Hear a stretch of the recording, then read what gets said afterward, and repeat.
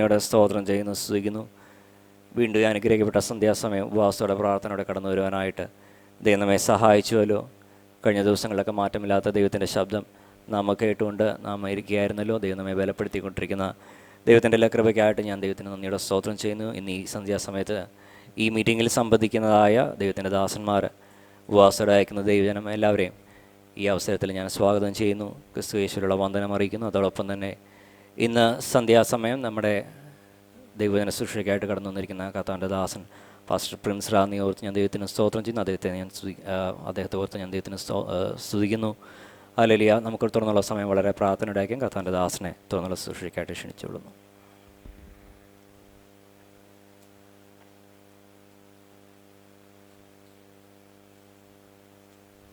കർത്താവിൻ്റെ ധന്യമായ നാമം ഇന്ന് രാത്രിയിൽ വാഴ്ത്തപ്പെടുമാറാകട്ടെ. നല്ല രാത്രിക്കായി കർത്താവിനെ സ്തുതിക്കുകയും കർത്താവിനെ മഹത്വപ്പെടുത്തുകയും ചെയ്യുന്നു. ദൈവമായ കർത്താവിൻ്റെ സന്ധിയിൽ വീണ്ടും പകലത്തെ പ്രാർത്ഥനയ്ക്ക് ശേഷം സന്ധ്യയ്ക്ക് കടന്നു വരുവാൻ ദൈവം നമ്മളെ സഹായിച്ചല്ലോ.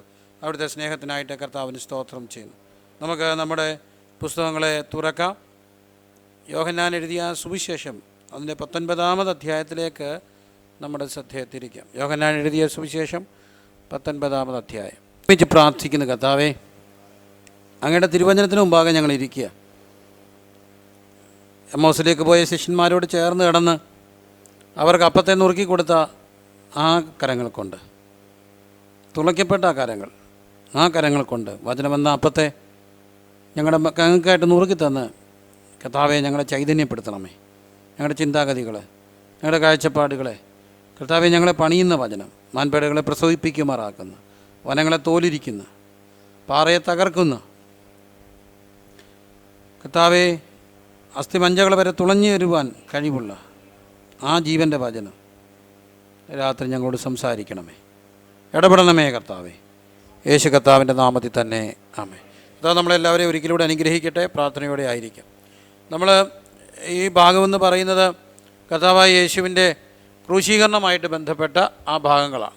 ക്രൂശീകരണമായിട്ട് ബന്ധപ്പെട്ടിട്ടുള്ള പീഡാസഹനത്തിൻ്റെ ആ യാത്രയാണ് നമ്മളിവിടെ കാണുന്നത്. അവിടെ ക്രൂശി കിടക്കുമ്പോൾ നടന്ന ഒരു സംഭവം, ക്രൂശിൻ്റെ ചുവട്ടിൽ നടന്നൊരു കാര്യം, ക്രൂശി നടക്കുന്ന സംഭവങ്ങളുണ്ട്.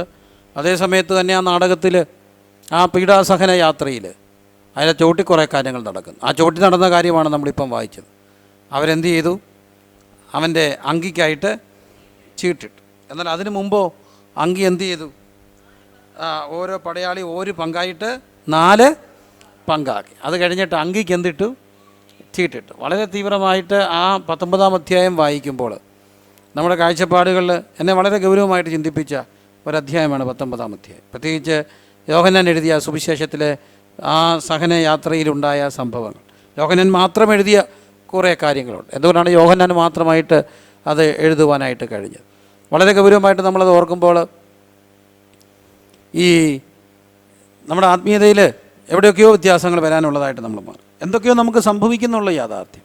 പക്ഷേ അതെല്ലാം ആത്മീയതയിലെ ലക്ഷണങ്ങളായിട്ട് മാത്രം കാണുക. ചിലപ്പോഴൊക്കെ നമ്മൾ പ്രാർത്ഥിച്ചാൽ അത്ഭുതങ്ങൾ നടന്നു വരും. ദൈവം പ്രാർത്ഥന കേൾക്കുന്നുണ്ട്, വിടുതലുകൾ കിട്ടുന്നുണ്ട്. അന്യഭാഷ ഇന്നും നമ്മുടെ നാവിന്മയിൽ നിന്ന് പോകാതിരിക്കുന്നില്ലേ? പണ്ടൊക്കെ അഭിഷേകം പ്രാപിച്ചു കഴിഞ്ഞപ്പോൾ സ്കൂളിൽ പഠിക്കുമ്പോൾ അഭിഷേകം പ്രാപിച്ചു, 6-ാം ക്ലാസ്സിൽ പഠിക്കുമ്പോൾ അഭിഷേകം പ്രാപിച്ചു. എന്നാലും കുട്ടിത്തം മാറാത്തതുകൊണ്ട് ഇടയ്ക്കിടയ്ക്ക് അടിയും പിടിയും ഒക്കെ ഉണ്ടാക്കും. പിള്ളേരെ ഇടിക്കുകയും വഴക്കുണ്ടാക്കുകയൊക്കെ ചെയ്യും. അടിയൊക്കെ ഉണ്ടായി കഴിയുമ്പോൾ കൊച്ചു സ്കൂളിൽ പഠിക്കുമ്പോൾ പെട്ടെന്നൊരു പേടി, അന്യഭാഷ പോയി കാണുമോ. അന്ന് ചെയ്യുന്നൊരു കാര്യം ഉണ്ടായിരുന്നു, ഓടി ബാത്റൂമിൽ പോകും, അന്യഭാഷ പറഞ്ഞു നോക്കും പോയോന്നറിയാൻ. അങ്ങനെ കുറേ നാൾ കഴിഞ്ഞപ്പം പിടി കിട്ടി ഇത് പോകുന്നില്ലെന്ന്, അങ്ങനൊന്നും പോകുന്നില്ലെന്ന്. അപ്പോഴൊക്കെ കാര്യങ്ങൾ എൻ്റെ കാര്യം ഞാനീ പറഞ്ഞു.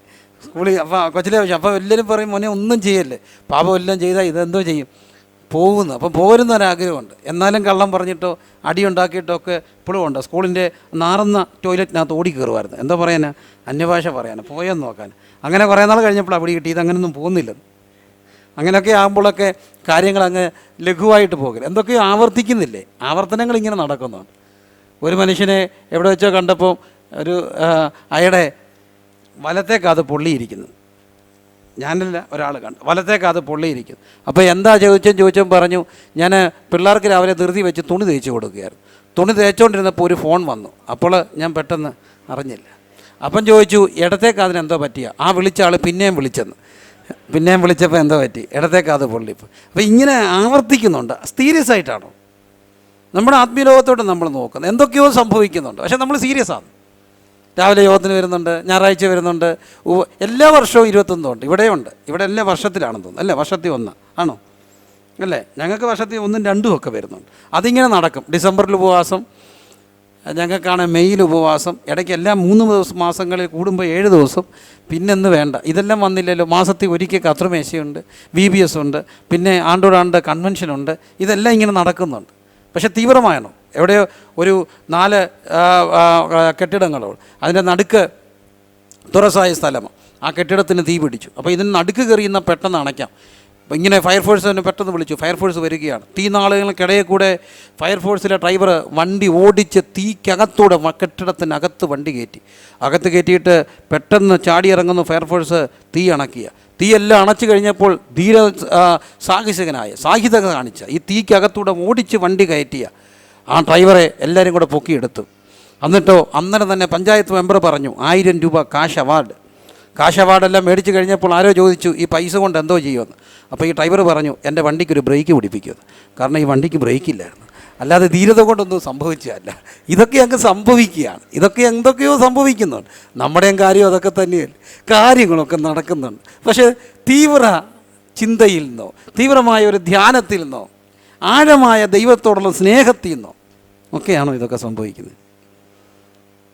ആഴമായ ഒരു ദൈവസ്നേഹത്തിൽ നിന്ന്, ആഴമായൊരു ധ്യാനത്തിൽ നിന്നാണ്? അതോ ബ്രേക്കില്ലാത്ത വണ്ടി കയറിപ്പോയതുപോലെ കാര്യങ്ങൾ അങ്ങനെ പോവുകയാണ്? അതാണോ ദൈവം നമ്മളെക്കുറിച്ച് ആഗ്രഹിക്കുന്നത്? അപ്പോൾ ദൈവം നമ്മളെക്കുറിച്ച് ആഗ്രഹിക്കുന്ന ആ ഒരു ആത്മീയത എന്താണ്? ആ ആത്മീയതയുടെ വളർച്ച എന്താണ്? യോഹന്നാൻ എന്നെ പഠിപ്പിച്ച കുറേ ചിന്തകളെ നമുക്ക് ഒരുമിച്ച് പങ്കുവയ്ക്കും. നമുക്കറിയാം, കർത്താവായ യേശുക്രിസ്തു നമുക്ക് വേണ്ടി മനുഷ്യനായിട്ട് അവതരിക്കുക. ലോകത്തിലെ ഏറ്റവും വലിയ അത്ഭുതം ജഡാവതാരമാണ്.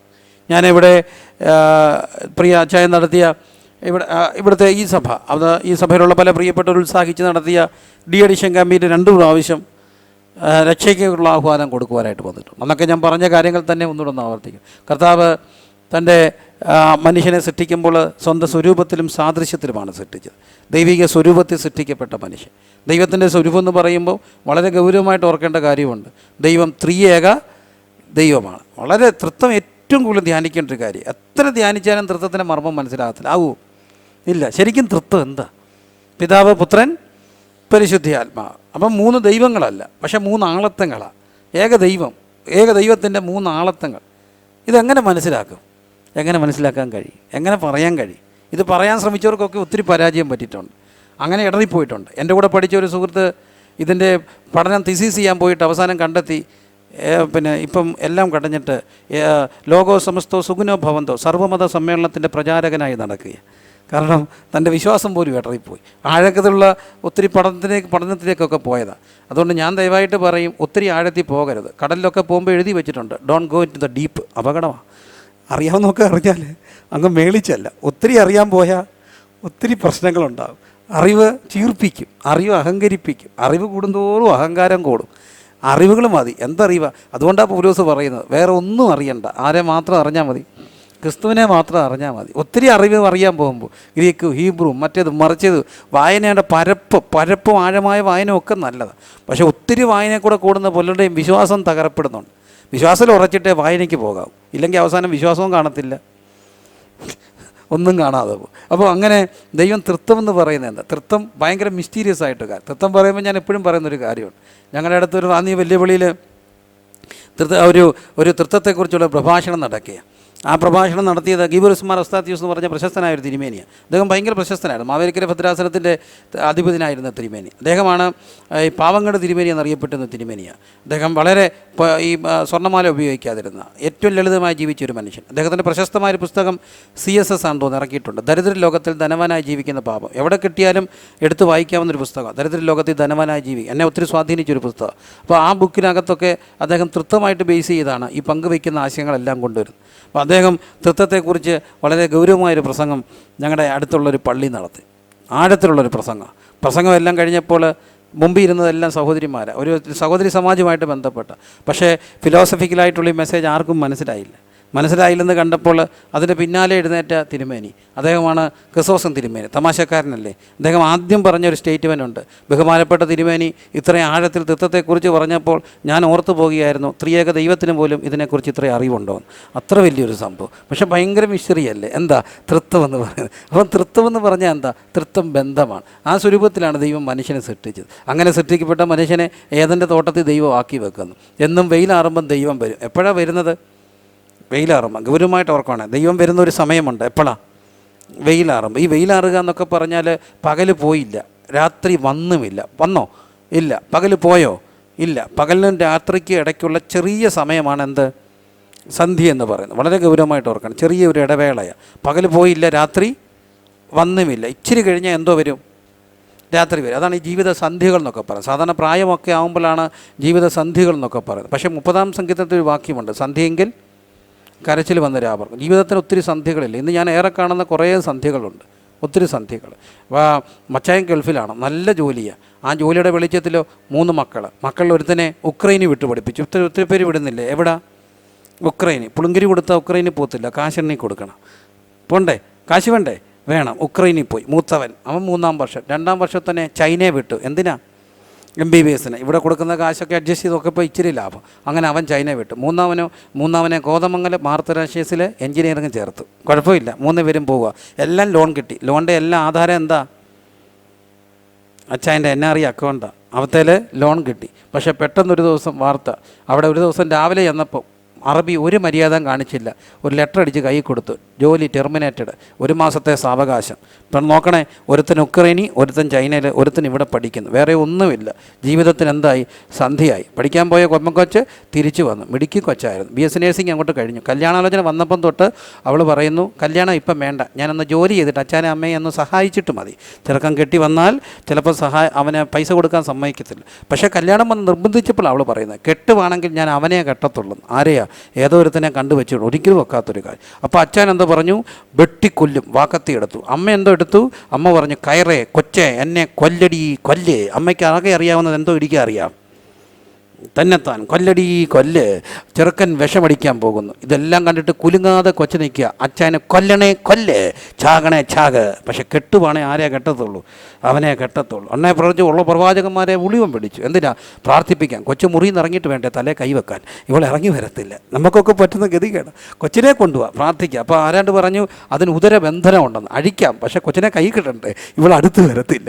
എന്തോ ചെയ്യും? തല്ലിക്കൊല്ലാൻ ഒക്കത്തില്ല. എല്ലാം ഉണ്ട്. ജീവിതത്തിന് എന്തായി? സന്ധിയായി. താണ്ട ഒരുത്തൻ വീട്ടിലേക്ക് പഠിക്കാൻ പോയതാ. 3-ാം വർഷം കഴിഞ്ഞപ്പോൾ അവൻ പറയുന്നത്, എൻ്റെ കോഴ്സ് ഇതല്ലെന്ന്. എൻ്റെ കോഴ്സല്ല, ഞാൻ BBAക്ക് പോവാ. BBAക്ക് എന്നാൽ ശരി, എന്നാൽ നീ എവിടെങ്കിലും പോകും. അപ്പോഴാണ് സാറന്മാർ, അവിടുത്തെ കോളേജുകാർ പറയുന്നത്, മുഴുവൻ വർഷത്തെ ഫീസ് അടച്ചാലേ എന്തോ തരത്തുള്ളൂ, സർട്ടിഫിക്കറ്റ്. പിന്നെ അച്ഛൻ എന്തോ ഉണ്ടാക്കി മംഗളത്തിൽ പരസ്യം കൊടുത്തു. മംഗളത്തിൽ കൊടുത്ത നാട്ടുകാരറിയും. അതിന് ഒരു പ്രചാരമില്ലാത്ത ദീപികയ്ക്കകത്ത് 2 വരി പരസ്യം, സർട്ടിഫിക്കറ്റ് കളഞ്ഞു പോയെന്ന്. എന്തിനാ? ഡ്യൂപ്ലിക്കേറ്റ് ഉണ്ടാക്കാൻ. ഇങ്ങനെയൊക്കെ ഉണ്ടായിട്ടില്ലേ? അറിയാവുന്നൊത്തിരി സംഭവമില്ലേ? ഇല്ലയോ? കണ്ട് തല കുനിക്കുന്നു. ഇങ്ങനെ എന്തെല്ലാം സന്ധികൾ ജീവിതത്തിലുണ്ട്. 2 പേരും കൂടെ കെട്ടിപ്പിടിച്ച് വൈകി പോകുന്ന കണ്ടാൽ നമുക്ക് കുശുമ്പ് വരും. എന്തോ ഒരു സന്തോഷമാണ്. പക്ഷേ പെട്ടെന്നൊരു വാർത്ത, അമ്മാമ്മയുടെ ദേഹത്തൊരു തടിപ്പ്. ബയോപ്സി എടുത്തപ്പോൾ പറഞ്ഞു നേരെ വിട്ടോളാൻ. എങ്ങോട്ടാ? മെഡിക്കൽ കോളേജല്ല, എവിടാ? RCCക്ക് തൊട്ട് പൊക്കോളാൻ. ജീവിതത്തിന് സന്ധിയായില്ലേ? ഇങ്ങനെ 1000 സന്ധികൾ ജീവിതത്തിൽ വരും. എന്നാൽ എപ്പോഴും ഓർത്തണം, ഈ സന്ധിക്കാണ് തമ്പുരാൻ വരുന്നത്. ജീവിത സന്ധികളെ പ്രകാശിപ്പിക്കുന്ന ദൈവമാണ് ഇറങ്ങി വരുന്നത്. എല്ലാ സന്ധിക്കും വരുന്ന ദൈവസാന്നിധ്യം വേണം. അതും കർത്താവിനൊന്ന് സ്തോത്രം ചെയ്താണ്. അതുകൊണ്ടൊക്കെ തന്നെ നമ്മുടെ വീടുകളെല്ലാം സന്ധിക്ക് പ്രാർത്ഥനയുണ്ടായിരുന്നു. പക്ഷേ എന്ത് ചെയ്യാൻ? പിശാച് അത് കണ്ടുപിടിച്ചു. സന്ധിയായപ്പം തുടങ്ങും. തിങ്കൾ മുതൽ വെള്ളി വരെ കാത്തിരുന്ന് കാണണം. എന്ത്? കള്ളിയങ്കാലം നീടി ഇറങ്ങി വരുന്നത്, കടവിനട്ടത്ത് കത്തനാറ് കയറി വരുന്നത് കണ്ടുന്നില്ലേ? എപ്പോഴാ? തിങ്കൾ മുതൽ വെള്ളി വരെ. എങ്ങനെ കാണണം? കാത്തിരുന്ന് കാണണം. എപ്പോഴാ? ആകുമ്പം ദൈവസാന്നിധ്യം വേണമായിരുന്നു. ഇരുട്ടിൻ്റെ ശക്തികളുമായിട്ട് ഒത്തിരി ബന്ധമുണ്ട് കേട്ടോ. ഇരുട്ടിൻ്റെ ശക്തികൾ മുഴുവൻ പ്രബലപ്പെടുന്ന ഇരുളിൻ്റെ രാത്രികളിലാണ്. പക്ഷേ ആ സന്ധികളിലാണ് ആര് വരുന്നത്? ദൈവത്തിൻ്റെ സാന്നിധ്യം. അവിടെ 3 പേര് ഒരുമിച്ച് നടക്കുന്നു. ആദാമും ഹവ്വയും ദൈവവും കൂടെ ഒന്നിച്ച് നടക്കുക. അവിടെ നിന്നാണ് മനോഹരമായൊരു വാക്യം നമുക്ക് കിട്ടിയത്, മുപ്പിരിച്ചേരേണ്ടത് അത് വേഗത്തിൽ അറ്റുപോകത്തില്ല, മുമ്പോട്ട് പോകട്ടെ. അങ്ങനെ അവിടെ മനുഷ്യൻ ദൈവം അവനോട് പറഞ്ഞു, തോട്ടത്തിന് നടുക്ക് നിൽക്കുന്ന വൃക്ഷഫലം തിന്നാം, പക്ഷേ തിന്നരുത്. പക്ഷേ അവന് കൊടുത്ത ദേഹി മണ്ഡലത്തിലെ സ്വാതന്ത്ര്യം ഉപയോഗിച്ച് ആ സ്വാതന്ത്ര്യം ദുർവിനിയോഗം ചെയ്ത് അത് പറിച്ച് കഴിക്കുന്നു. അങ്ങനെ മനുഷ്യൻ പാപത്തിനും മരണത്തിനും അധീനപ്പെടുന്നു. അപ്പോഴോ റോമാലേഖനം 5-ാം അധ്യായത്തിൻ്റെ 12-ാമത്തെ വാക്യത്തിൽ കാണുന്നു, ഏകമനുഷ്യനാൽ പാപവും പാപത്താൽ മരണവും ലോകത്തിലുണ്ടായി. 14-ാം വാക്യം, എങ്കിലും വരുവാനുള്ളവൻ്റെ പ്രതിരൂപമായ ആദാമിയ ലംഘനത്തിന് തുല്യമായി പാപം ചെയ്യാത്തവരിലും ആദം മുതൽ മോശ വരെ മരണം വാണിരുന്നു. അപ്പോൾ ആദാം മുതൽ മോശ വരെ, മോശയുടെ കാലഘട്ടത്തിൻ്റെ പ്രത്യേകത എന്താണ്? മോശയുടെ കാലഘട്ടത്തിലാണ് ദൈവം നിയമം കൊടുത്തത്, അല്ലേ? നിയമം കൊടുക്കാൻ കാര്യം എന്താ? നിയമം ലംഘിച്ചാൽ എന്താ ഉണ്ടാകും? ശിക്ഷ ഉണ്ടാകും. ശിക്ഷയോർത്ത് നിയമം അനുസരിക്കണം. പക്ഷേ മനുഷ്യൻ്റെ അകത്തിരിക്കുന്ന പാപം അവനെ കൊണ്ട് പാപം ചെയ്യിപ്പിക്കുന്നു. അങ്ങനെ ശിക്ഷ വരുന്നു. നിത്യശിക്ഷാവധിക്ക് മനുഷ്യൻ അകപ്പെടും. അപ്പോൾ തന്നെ ശാപത്തിൻ്റെ കണികൾ അവനിലേക്ക് കയറി വരുന്നു. അങ്ങനെ ശാപം, ശിക്ഷ, മരണം, ഇത് മൂന്നും മനുഷ്യനെ വേട്ടയാടുമ്പോൾ അവൻ അതിന് പകരമായിട്ട് യാഗങ്ങൾ കഴിക്കാൻ തുടങ്ങി. യാഗം എന്താണ്? പാപം ചെയ്തതിന് പകരം യാഗം കഴിക്കുന്നു. ഞാൻ മരിക്കേണ്ട സ്ഥാനത്ത് പാപത്തിൻ്റെ ശമ്പളം മരണമാണ്. ഞാൻ മരിക്കേണ്ട സ്ഥാനത്ത് മറ്റൊരു വ്യക്തി മരിക്കുന്നു. പക്ഷേ എന്ത് പ്രയോജനം? യാഗം കഴിച്ചാൽ ചെയ്തു പോയ പാപം തീരുന്നു. എന്നാൽ വീണ്ടും എന്ത് ചെയ്യും? പാപം ചെയ്യും. അപ്പം വീണ്ടും എന്ത് കഴിക്കണം? യാഗം കഴിക്കണം. അതാണ് ഏത് പുരോഹിതനും ദിവസേന ശുശ്രൂഷിച്ചു പാപങ്ങളെ പരിഹരിപ്പാൻ ഒരു നാളും കഴിയാത്ത അതേ യാഗങ്ങളെ കൂടെ കഴിച്ചുകൊണ്ടി. അപ്പം പാപം ചെയ്യുന്നു, യാഗം കഴിക്കുന്നു. ഇതൊരു ഓൺഗോയിങ് പ്രോസസ്സായി നടക്കുകയാണ്. ഇവിടെ എന്ത് സംഭവിക്കും? യാഗം ചെലവേറിയതാണ്. പ്രത്യേകിച്ച് യേശുവിൻ്റെയൊക്കെ കാലഘട്ടത്തിൽ യഹൂദ ദേവാലയമായിട്ട് ബന്ധപ്പെട്ട് ആ കൊണ്ടുവരുന്ന യാഗമൃഗം എന്തായിരിക്കണം? ഊനമില്ലാത്തതായിരിക്കും. പക്ഷേ കൊണ്ടുവരുന്ന മൃഗത്തെ പരിശോധിക്കുന്ന ആരാണ്? പുരോഹിതൻ്റെ ബിനാമികളാണ്. അവരെന്താ പറയും? കുറ്റം കണ്ടെത്തും, കുറവ് കണ്ടെത്തും. അപ്പോൾ എന്താ പറയും? ഇവിടുത്തെ ആട് മേടിക്കണം. ഇവിടുത്തെ ആട് മേടിക്കണമല്ലോ, കാശെണ്ണി കൊടുക്കണം. അതോ യഹൂദ ആ പൈസയ്ക്കകത്ത് കൊടുക്കണം. അപ്പോൾ എന്തോ നടക്കണം? നാണയ വിനിമയം നടക്കണം. അങ്ങനെ എക്സ്ചേഞ്ചുകൾ നടക്കാൻ തുടങ്ങി. ഭയങ്കര ലോബികൾ ആ ദേവാലയത്തെ കീഴടക്കുന്നത്. അതുകൊണ്ടൊക്കെ തന്നെയാണ് കാറൽ മാർക്സ് ഇതെല്ലാം മതം ചൂഷണം ചെയ്യാൻ തുടങ്ങി. ഇതുകൊണ്ടാണ് കാറൽ മാർക്സ് പോലും പറയുന്നത് മതം മനുഷ്യനെ മയക്കുന്ന കറുപ്പാണെന്നൊക്കെ പറയുന്നത്. മനുഷ്യൻ്റെ മുൻപിൽ മതം ഉപയോഗിച്ച് മനുഷ്യനെ ചൂഷണം ചെയ്യാൻ തുടങ്ങി. ഇതിനിടയ്ക്ക് ആരാണ് മനുഷ്യനെ ചൂഷക വൃന്ദമായിട്ട് വന്നത്? അത് ഇന്നും പൗരോഹിത്യമാണ്. പുരോഹിതവർഗം മനുഷ്യനെ ചൂഷണം ചെയ്യാൻ തുടങ്ങി. മനുഷ്യൻ്റെയും ദൈവത്തിൻ്റെ ഇടയിൽ സെൻട്രൽ പോയിൻ്റായിട്ട് ഇന്നുകൊണ്ട് പുരോഹിതന്മാർ ചൂഷണം ചെയ്തു. ആരെ ചൂഷണം ചെയ്തു? മനുഷ്യനെ ചൂഷണം ചെയ്യുക, സെൻട്രൽ പോയിൻ്റായിട്ട് നിൽക്കുക. ഞാൻ സാധാരണ തമാശയ്ക്ക് പറയുന്നുണ്ട്, ഞങ്ങളുടെ എല്ലാ ഉപദേശവും ഞങ്ങൾക്കൊക്കെ പിള്ളേർക്കൊക്കെ ഇച്ചിരി വയറൊക്കെ ആയിക്കഴിഞ്ഞാൽ കാണുന്നവർ തമാശയ്ക്കായി എന്താടാ പോയി സെൻറ്ററൊക്കെ ആയില്ലോടാ, സെൻട്രൽ പാസ്റ്റർ ആകാറായില്ലോടാ. അപ്പോൾ സെൻട്രൽ പാസ്റ്റർ ആകണമെങ്കിൽ ഞങ്ങളുടെ ഇടയിൽ എന്തോ വേണം? സെൻറ്റർ വേണം. ഒരു 90% സെൻട്രൽ പാസ്റ്റർക്കും എന്തോ ഉണ്ട്? സെൻറ്ററുണ്ട്. അല്ല, നല്ല പാസ്റ്റർമാർക്കെല്ലാം സെൻറ്ററുണ്ട്. സത്യത്തിൽ ഈ സെൻറ്റർ എന്താ? സെൻറ്ററാണ്. സെൻറ്റർ എല്ലാവരുടെയും സെൻറ്ററല്ലേ? പോട്ടെ, ക്ഷമിക്കണേ, ഞാൻ പറഞ്ഞു വന്നത് തമാശയായിട്ട് പറഞ്ഞതേ ഉള്ളൂ. പക്ഷേ കുറച്ച് കാര്യവും ഇല്ലയോ? സെൻറ്ററെല്ലാം ഉണ്ട്. എന്താ കാര്യം? മനുഷ്യൻ്റെ പൈസയാണ്. മനുഷ്യൻ്റെ പൈസയെല്ലാം മേടിച്ച് അടിച്ച് പൊളിക്കുക. എവിടെ ചെന്നാൽ കണക്ക് പറയും. വിദേശയാത്ര കഴിഞ്ഞ് വരുമ്പോൾ ഞാൻ ചിലരോടൊക്കെ പറഞ്ഞിട്ടുണ്ട്, ഞങ്ങളുടെ പിള്ളേരെല്ലാം വിളിച്ച് കൂട്ടി പറയും, അവിടുത്തെ പൊരി വെയിലത്ത് ഇവൻ്റെ ഒന്നും ദേഹത്തൊരൊറ്റ രോമം കാണത്തില്ല, മരുഭൂമി കിടക്കുന്നവൻ. ആ പൈസ കൊണ്ടുവന്നിട്ട് 1.5 ലക്ഷം രൂപ ഒരു തുണിക്കടയിൽ നിന്ന് പർച്ചേസ് ചെയ്ത ഉപദേശം എനിക്കറിയാം. 1.5 ലക്ഷം രൂപയുടെ പർച്ചേസ്. ഞങ്ങളുടെ അവിടുത്തെ കോടീശ്വരന്മാർ കല്യാണത്തിന് അത്രയും പർച്ചേസ് ചെയ്യത്തില്ല. ഗൾഫ് യാത്ര വന്നു കഴിഞ്ഞിട്ട് എല്ലാം കൂടെ ഒറ്റ പോക്ക് എറണാകുളത്തൂടെ ഇറങ്ങി വന്നപ്പോൾ വലിയ ഗമിച്ച് എന്നോട് പറഞ്ഞതാ, രൂപ 1.5 ലക്ഷം പർച്ചേസ് ചെയ്യുന്നു. ആരോടെ ഈ കണക്ക് പറയുന്നത്? ആരോടെ കണക്ക് പറയേണ്ടത്? ഒരു കാര്യം ഓർക്കണം, 5 പൈസയ്ക്ക് പോലും കണക്ക് പറയേണ്ടതാണ് നമ്മൾ, അല്ലേ? കാര്യവിചാരകരല്ലേ നമ്മൾ? എണ്ണി കണക്ക് പറയിപ്പിക്കുന്ന ഒരു ദിവസമുണ്ട്, അല്ലേ? അതുകൊണ്ടാണ് തമ്പുരാൻ പറയുന്നത്, കാര്യം തീർക്കുന്ന ആളിൽ എന്താ ബലപ്പെട്ടിരിക്കണം? കരം ബലപ്പെട്ടിരിക്കണം. അടിച്ചു പൊളിക്കാനൊന്നും ഒക്കത്തില്ല. കാരണം ആണ്ടയാ ഇത് തന്നെയാണ് പറ്റത്തെ പൗരോഹിത്യ മതങ്ങളൊക്കെ ചെയ്ത്. ഇതിന്ന് പെന്തക്കോസ്ത് ലോകത്ത് ഞാൻ പറയും അടിച്ചു പൊളിക്കുന്ന ഒരു ലോകമായിട്ട് മാറി.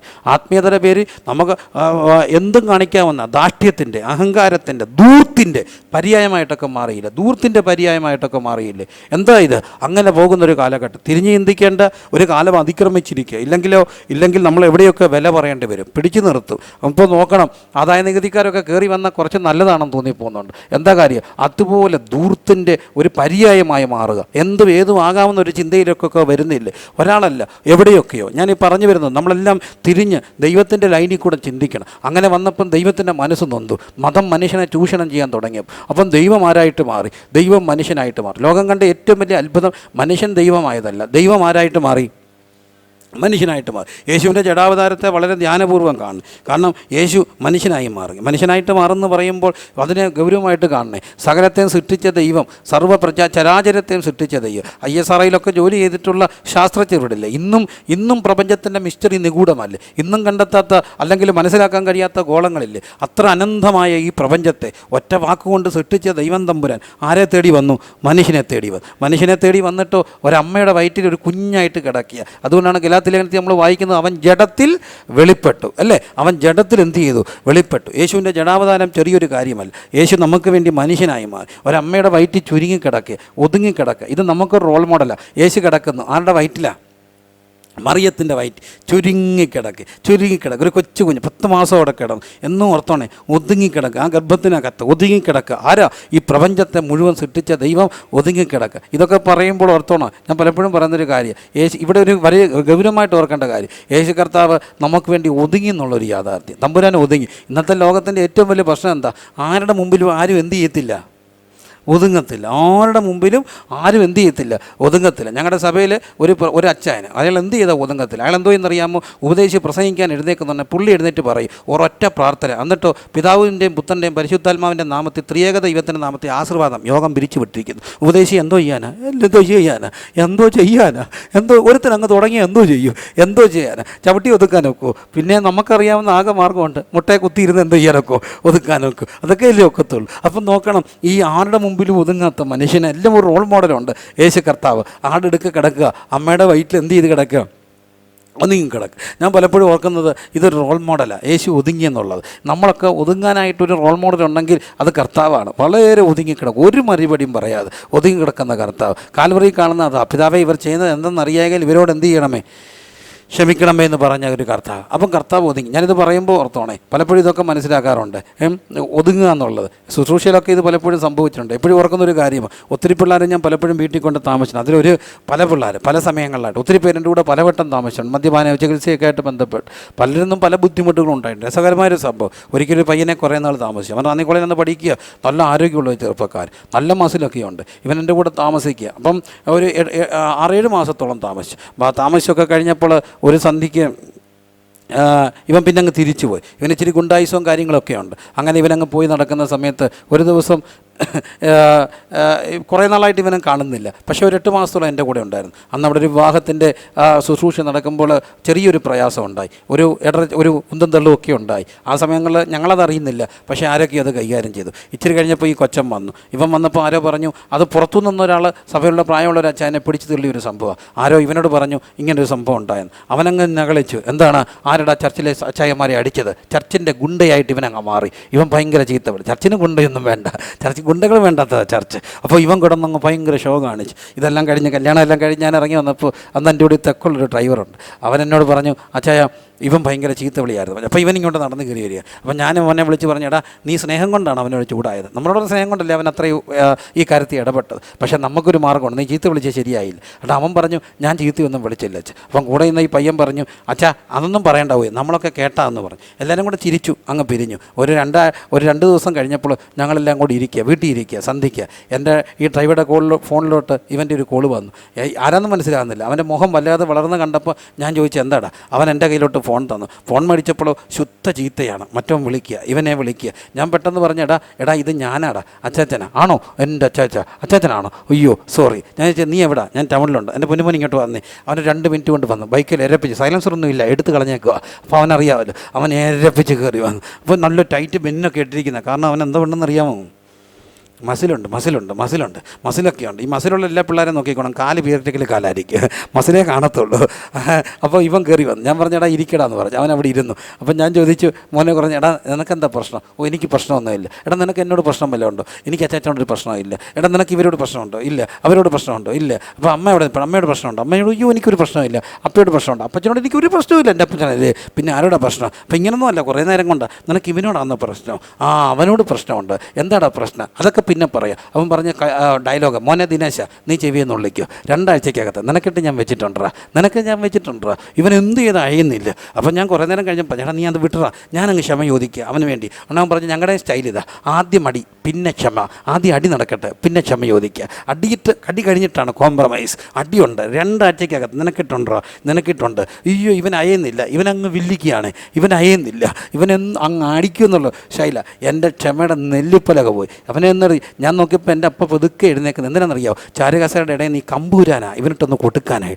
ഞാൻ പിടിച്ചിരുത്തി, മിണ്ടരുത് പിടിക്കും, ഞാൻ ചെയ്തു തരാം. അപ്പോൾ കാരണം ഇതെങ്ങനെ വിട്ടാൽ നോക്കത്തെ, പിന്നെ ഇത് പുറക്കണേ ഞാൻ പോണ്ടേ. അപ്പം ഇവനങ്ങ് പുള്ളി കളിക്കുക. ഇവനെന്ത് ചെയ്ത് അയയുന്നില്ല. ഞാൻ എഴുന്നേറ്റ് പോയത്, എടാ പൊന്നു മോനെ വിടത്തില്ല. എടാ എൻ്റെ ചക്കരയില്ലടാ, വിടത്തില്ല. എടാ ചക്കര കൂട്ടാ, ഞാൻ പറയാടാ. എടാ എൻ്റെ പൊന്നുമക്കളെ എന്നെ ഓർത്തങ്ങ് ക്ഷമിക്കടാ. ഇല്ലച്ചാ, ഇവനിട്ട് ഞാൻ കൊടുക്കുവച്ച.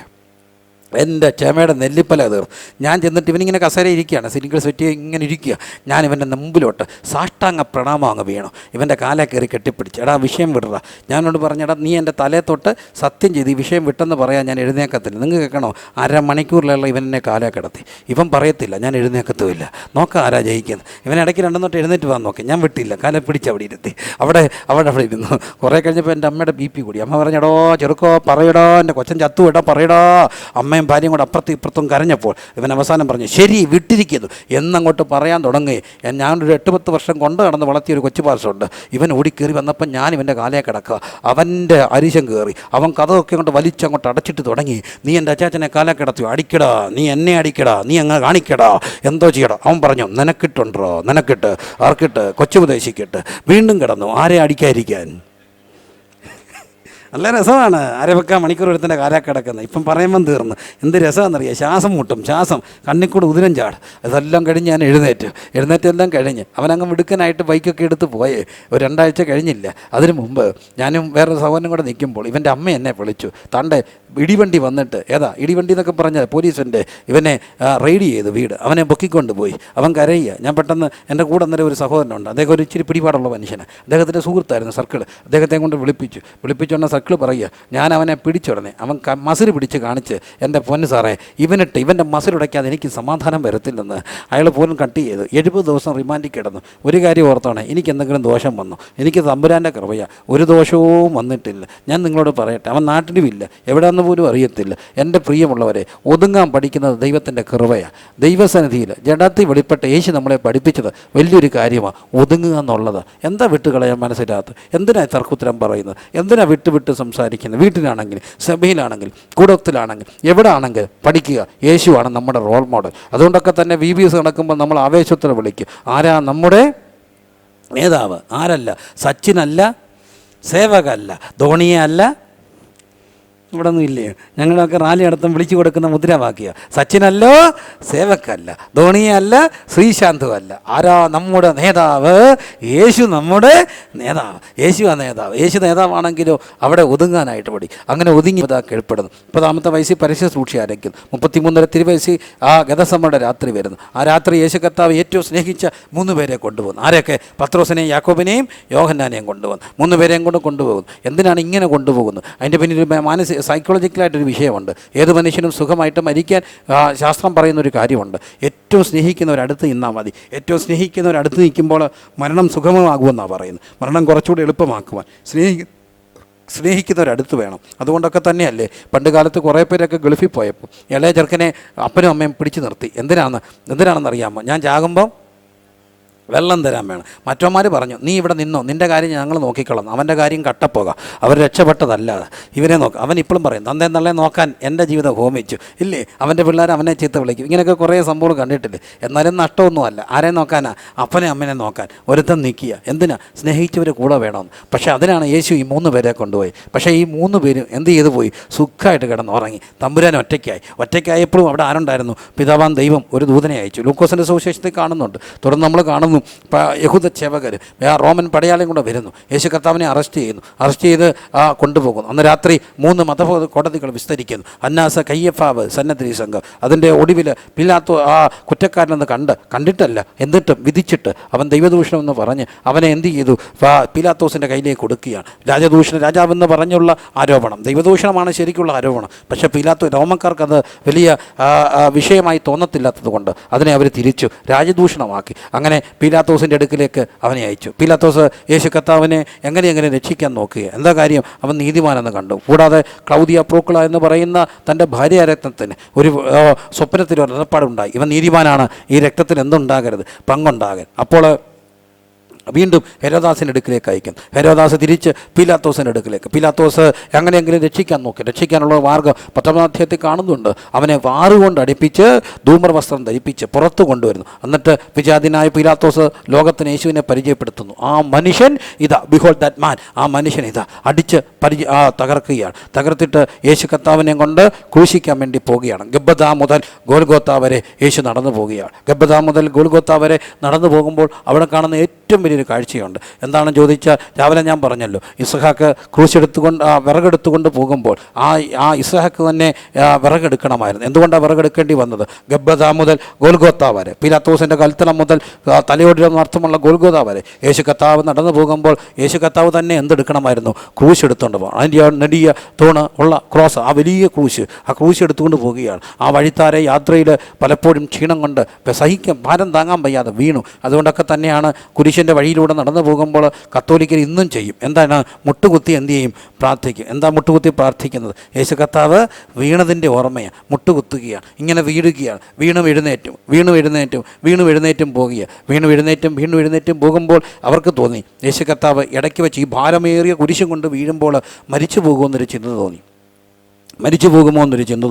അങ്ങനെ തോന്നിയപ്പോൾ അവിടെ മരിച്ചു കഴിഞ്ഞാൽ പിന്നെ ക്രൂശിക്കാൻ ഒക്കത്തില്ല. അത് സനാതനമായ ഒരു നിയമമാണ്. മൃതദേഹത്തോടെ നേതാവ് കാണിക്കാൻ ഒക്കത്തില്ല. അപ്പം മരിക്കുന്നതിന് മുമ്പ് എങ്ങനെയെങ്കിലും അവിടെ എത്തിക്കണം, എന്നാലേ ക്രൂശുമരണം കൊടുക്കാൻ ഒക്കത്തുള്ളൂ. ശാപമൃത്യുവല്ലേ, ക്രൂശുമരണം കൊടുക്കണം. അപ്പോൾ അവിടം വരെ എത്തിക്കണമെങ്കിലോ ഈ ക്രൂശ് ആരെങ്കിലും ഏക്കണം. ക്രൂശ് ആരേക്കുമെന്ന് ഇങ്ങനെ ആരും ഏക്കത്തില്ല. കാരണം ക്രൂശ് ശാപത്തിൻ്റെ ലക്ഷണമാണ്. റോമാക്കാരത് ഏക്കുമോ? ഇല്ല.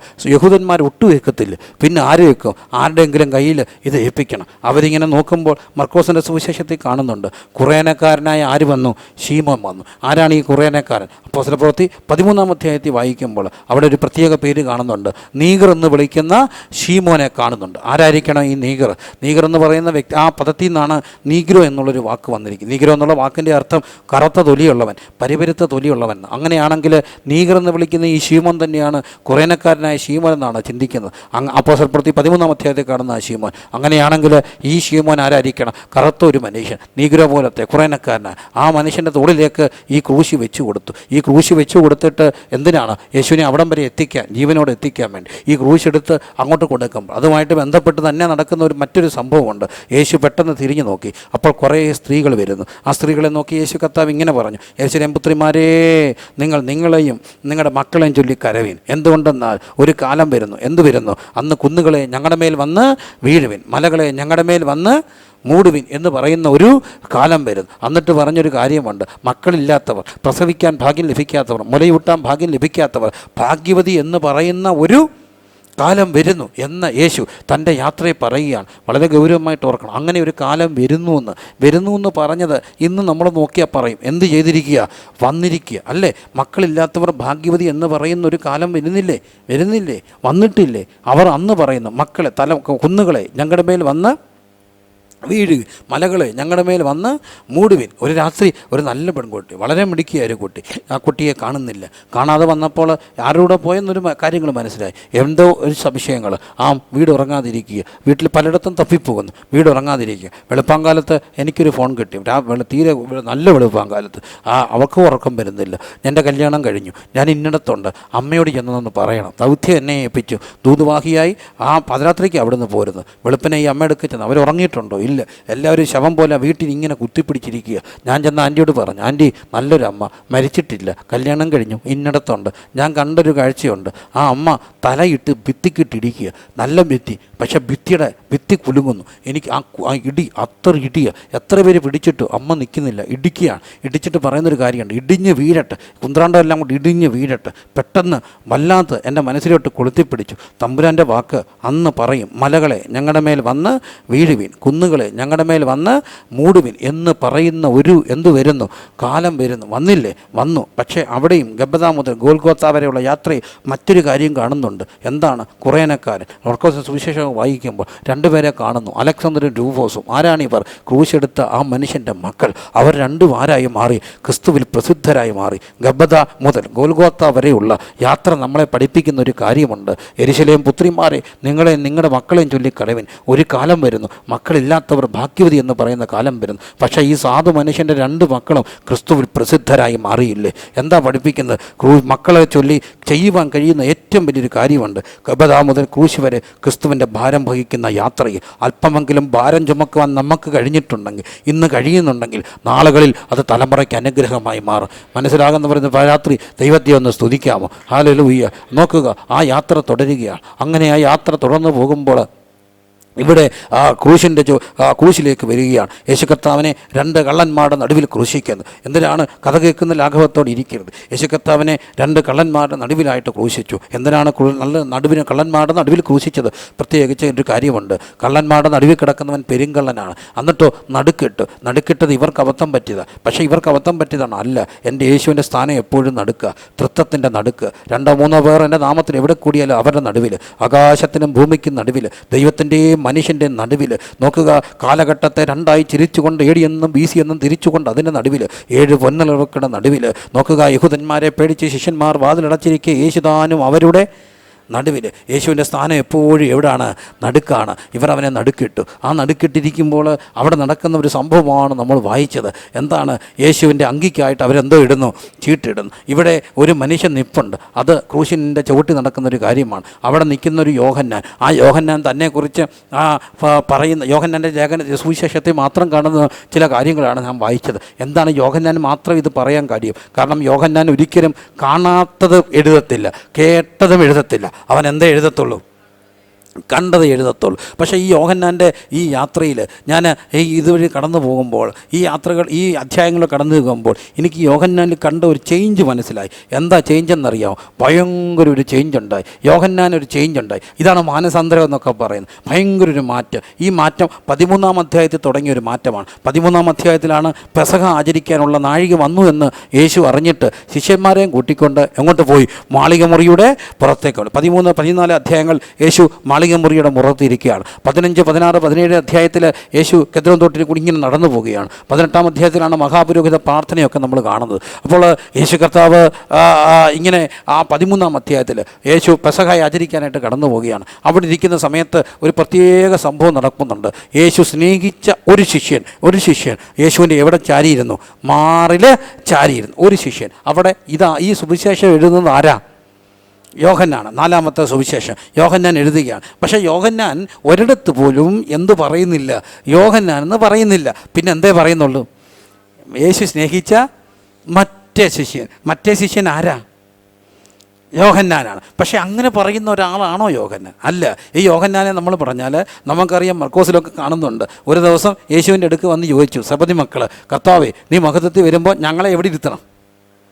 ഞങ്ങളെ ഇടത്തും വലത്തുമായിട്ടിരിക്കും. ഭയങ്കര സ്ഥാനമൂഹിയായിരുന്നു. ഭയങ്കരമായിട്ട് പ്രൊജക്റ്റ് ചെയ്താൽ ഇഷ്ടമുള്ളവനായിരുന്നു. ഇടത്തും വലത്തും ഇരിക്കണം. ഫോട്ടോ എടുക്കാൻ ഭയങ്കര ഇഷ്ടമുള്ളവനായിരുന്നു. പത്രത്തിൽ പേര് വരാൻ ഭയങ്കര ഇഷ്ടമുള്ളവനാണ്. ഇടിച്ച് നിൽക്കുന്ന 2 കൊട്ടുങ്ങൾ അമ്മമക്കളാണ്. അത് ഒക്കുന്നില്ലെന്ന് കണ്ടപ്പോൾ അവർ അമ്മയെ കൊണ്ടുപോലും എന്തോ ചെയ്യിപ്പിക്കുക, റെക്കമെൻഡ് ചെയ്യിപ്പിക്കുന്ന പാർട്ടികളാണ്. അമ്മമക്കളാണ്, ഇടിമക്കളാണ്. പക്ഷേ ഇടിമക്കളാകുന്ന പിന്നെയാണ് ശരിക്കും അവർ ദൈവം അവരെ പണിതെടുക്കുക. അപ്പോൾ ഇങ്ങനെ ഈ എന്തോ ആകണമെന്നുള്ള ഈ ഇടിച്ച് നിൽക്കുന്ന ഈ 2 മക്കൾ, ഇവർ എനിക്ക് മഹത്വത്തിൻ്റെ സ്ഥാനം വേണം, പേര് വേണം എന്നൊക്കെ പറഞ്ഞ് ഇവർ ടോട്ടൽ യോഹന്നാൻ മാറി. എന്താ യോഹന്നാനെ നിനക്ക് മാറാൻ കഴിഞ്ഞത്? യോഹന്നാൻ എന്നെ പഠിപ്പിച്ചൊരു കാര്യമുണ്ട്.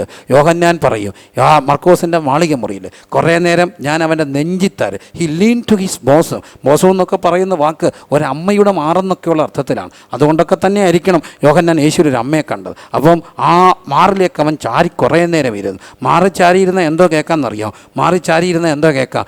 മാറിൻ്റെ ഇടിപ്പ് കേൾക്കാം. ആ ഇടിപ്പ് കുറേ നേരം കേട്ടപ്പോൾ മുതൽ യോഹന്നാനെ പിടികിട്ടി. ആ ഇടിപ്പ് കേട്ടപ്പോൾ അവന് പിടികിട്ടി ഇത് നിറച്ച് സ്നേഹമാണ്. അവിടെ മുതൽ യോഹന്നാൻ മാറാൻ തുടങ്ങി. പിന്നെ യോഹന്നാനെ പേര് വേണ്ട, യോഹന്നാനെ ആരും അറിയണ്ട. എന്താ യോഹന്നാനെ നിൻ്റെ ജീവിതത്തെ ഇങ്ങനെ മാറ്റിയത്? യോഹന്നാൻ പറയും, എൻ്റെ യേശുവിൻ്റെ മാറിച്ചാരി കുറേ നേരം ഇരുന്നപ്പോൾ എൻ്റെ അകത്തിരുന്ന ആ അധികാരത്തിൻ്റെ വടംവലികളെല്ലാം മാറി, ഞാനെന്ന ഭാവം മാറി. ഇന്നും അത് മാറാൻ എന്തെങ്കിലും ബാക്കിയുണ്ടെങ്കിൽ ഒറ്റ മനുഷ്യൻ മതി. ഒരു കൗൺസിലിങ്ങിനും പോകണ്ട, ഒരു യോഗയും പരിശീലിക്കേണ്ട, ഒരു എക്സസൈസും ചെയ്യണ്ട, ഒരു തെറാപ്പിക്കും പോകണ്ട. തമ്പുരാൻ്റെ മാറിക്കേറി കുറേ നേരം ചാരിയിരിക്കാം. ആ ഇടിപ്പിൻ്റെ ശബ്ദം കേട്ടാൽ ആളത്വത്തിൽ വ്യത്യാസം വരും, വ്യക്തിത്വത്തിൽ രൂപാന്തരം വരും, മനോഭാവത്തിൽ മാറ്റം വരും. യേശു എന്ത് ചെയ്തു? അവൻ്റെ മാറിൽ യോഹന്നാൻ യേശുക്കത്ത് അവൻ്റെ മാറി ചാരിയിരിക്കുക. ഈ മാറി ചാരി ഇരുന്നപ്പം മുതൽ പിന്നെ പറയുന്നതെല്ലാം ഏത് ശിഷ്യനെന്നാണ്? മറ്റേ ശിഷ്യൻ. ആ ശിഷ്യനോട് പത്രോസ് ആംഗ്യം കാണിച്ചു. എന്താണ്?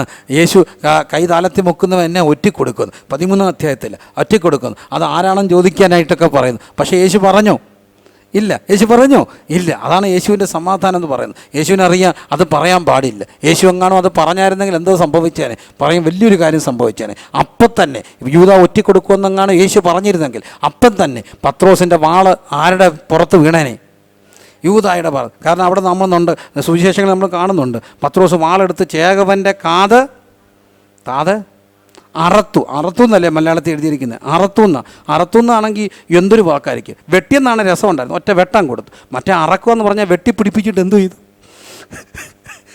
അറുത്തെന്നുള്ള വാക്ക് ശരിക്കും അക്ഷരാർത്ഥത്തിൽ എടുത്താൽ വെട്ടിപ്പിടിപ്പിച്ചിട്ട് പെതുക്കെ ഇരുന്ന് എന്തോ ചെയ്തു? അറുത്ത് കാണും. അത്ര വാശിക്കാരനാണ് പത്രോസ്. അപ്പോൾ ഈ പത്രോസ് എങ്ങാനും അറിഞ്ഞായിരുന്നെങ്കിൽ, യേശു എങ്ങാനും പറഞ്ഞായിരുന്നെങ്കിൽ, അപ്പം പത്രോസിൻ്റെ വാളാരുടെ മണ്ടയ്ക്ക് ഞാൻ നിങ്ങൾക്ക് നമുക്കാണെങ്കിൽ എന്തെങ്കിലും ഒന്ന് പറഞ്ഞില്ലേ എന്തോ ഇല്ല, സമാധാനമില്ല. പക്ഷേ 3.5 വർഷം ഈ രഹസ്യം കൊണ്ട് കടന്ന് യേശുവിൻ്റെ സമാധാനം നോക്കിക്കുക. ഇതെല്ലാം യോഹന്നാനെ മാറ്റുക, യോഹന്നാനെ മാറിച്ചേറിയത്. പിന്നെ നമ്മൾ കാണുന്നുണ്ട് ഈ യേശുവിനെ ഗബദായിലേക്ക് പീലാത്തോസിൻ്റെ അരമനയിലേക്ക് കൊണ്ടുവരുമ്പോൾ വെളുപ്പാങ്കാലത്താണ് ഈ യോഹന്നാൻ ഭയങ്കര പിടിപാട്. അതുകൊണ്ടാണ് യോഹന്നാൻ പുറത്തിറങ്ങി വന്നിട്ടാണ് ആ മറ്റേ ശിഷ്യന് ബാല്യക്കാലത്തെ പരിചയമുണ്ടായിരുന്നത് കൊണ്ടാണ് ആരെ അകത്ത് കയറ്റിയത്?